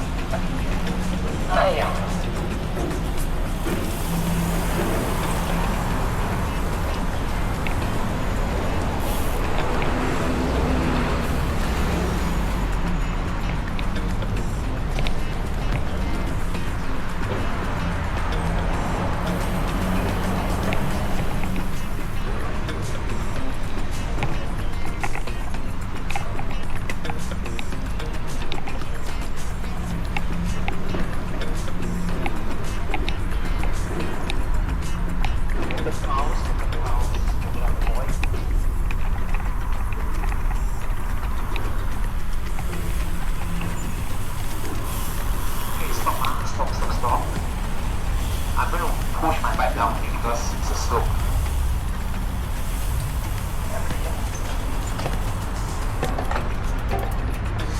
Okay, let's walk our bikes down.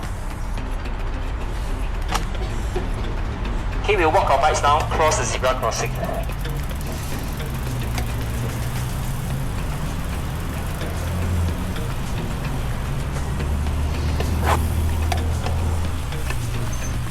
Okay, go ahead, I'll stop the traffic. And Adrian, help me press the button on the left. The button on the left, help me press.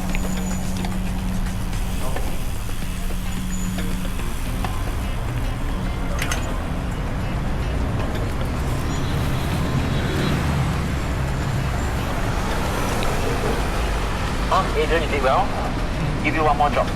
The next one. On the right. Okay, we must stop at the triangle, so everybody must stop at the little triangle. So just fill up the space. For the second traffic light, we are turning left and up. But I suggest walk your bike up. It's a speed cornering, so walk your bike up. Actually, no, I'm going to walk my bike up. Yeah, okay, never mind. We just stop at the next one first. Okay, we focus on one thing at a time.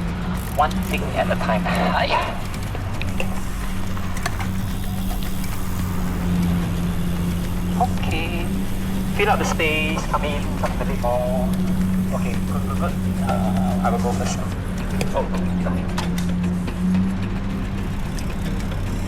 Turn left and up, I will go first. At the end of the row, you see that at the end of the green railing, you're turning right. There's a hatch there, there's a gap. Okay, we're going to turn into the gap in front of the hatch.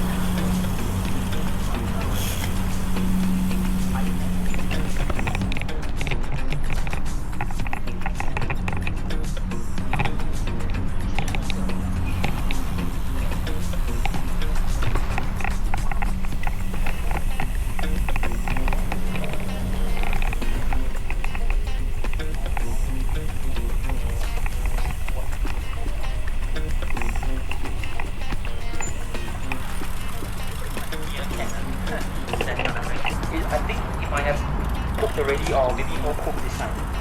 No cook, I think so. Maybe because we are all watching, that's why it's a bit shy. We are disappointed. Your lucky day, you got to see the author at least once.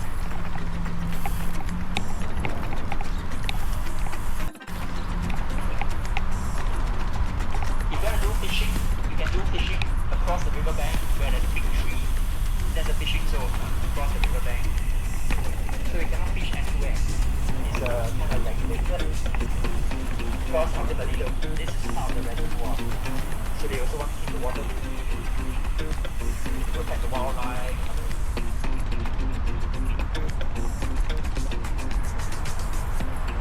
If you fish here, you will find check how much you find to get some.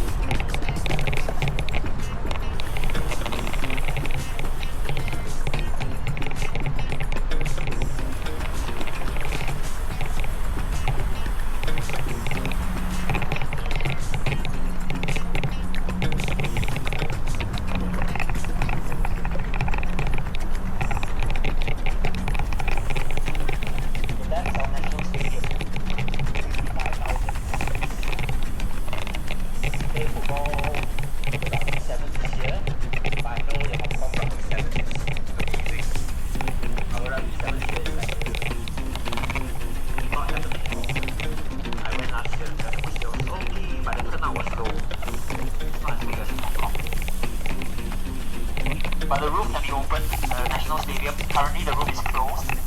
But when it's open, it can only open as big as a gap. So when it's open, it's not really fully open, it's half open. So I mostly use it for concerts, so we do a lot of concerts in the National Stadium. October, I'm going to watch the weekend. The weekend is coming. Last year, Lady Gaga did 4 nights at the National Stadium. I went to watch it twice. Oh, So good, must watch it twice. which man? Huh? You're which man? I'm a big fan, yeah. No, you're which man? You're really rich. Not rich. No. You're a rich man. Is that No, right? I just like music a lot. Oh, so you spend a lot of money. On concerts, on CDs. You know, I got about 3,000 CDs at home. Oh. Yeah. I have Spotify, yes, I have Spotify, but I like music. After this, if you have nowhere to go, I invite you to visit me at my home, okay? A house on the left, the one at the top, that's where I live. Oh, really? Yeah, in my dreams. Penthouse, huh? If I I live there, I don't need to do this job anymore, right? Those are condominium, so you're asking about private property. Those are private property. How much? At least 2 million and above. Oh. But even then, it's also 99-year lease. So you pay so much money and use for 99 years. And you know, for foreigners like you cannot buy public housing because it's subsidized for Singaporeans. You can only buy private property. Yeah. And for you to buy private property, you have to pay additional buyer's stamp duty of 60%, 60. 60. Oh. Yeah, it used to be 30%, but then the foreigners were stepping up all the units, so they had to cool the market, so they raised it to 60%. Does So it for work? foreigners to live here is actually pretty expensive because you don't have access to all the government subsidies. But for the locals, all the basic necessities are subsidized, like your housing, your healthcare, your transport, your education. So for locals, I would say it's manageable. Singapore is not cheap, but I think it's manageable for locals. Take up off the road, up the trail. Here. Please go all the way to the end, of the track. Then you go up. There's a big step here. You fall down. Okay? Merge when you reach the end of the trail. This bike is a bit heavy because it's a basket. Yeah, so I'm struggling a little bit. My fingers are breaking.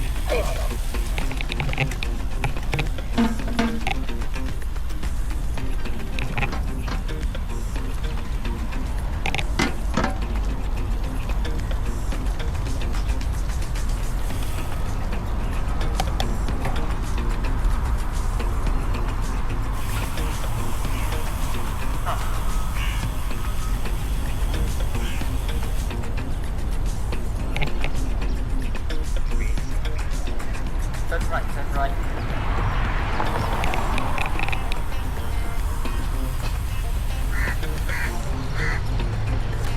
Let me do it. Okay, good. Let me do it. Thank you. Do you mind helping me put down the kickstand as well? Yeah. Oh yeah. Yeah, thank you. Yeah, thanks. Got dislodged. Okay, one more traffic light. We're back. Come, let's go. After we cross the zebra crossing, we turn right.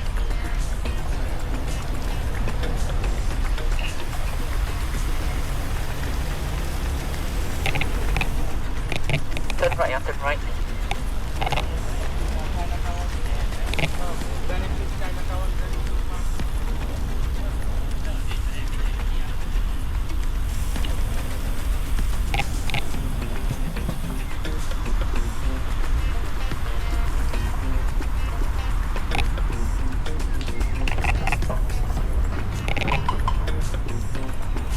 Right.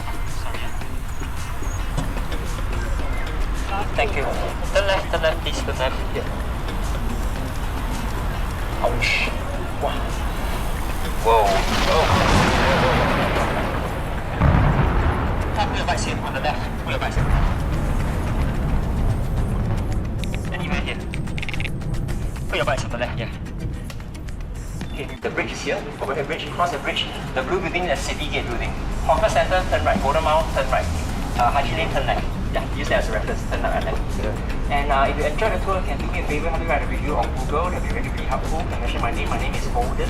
You can give me 5 stars. That will really make my day. And my boss will know I did a good job. Yeah. So if there's anything you're not happy about or anything that can be improved, please share privately with our appreciate it. And I'll work on your feedback for sure. I hope you're okay. Yeah. Okay. Okay. All right. Then I'll say goodbye to you. Please take care. Safe travels. Come back again. I'll see you next time. Bye-bye. Thank you. Thank you so much. Thank you so much. Have fun. Cheers. Bye-bye. Thank you. Bye.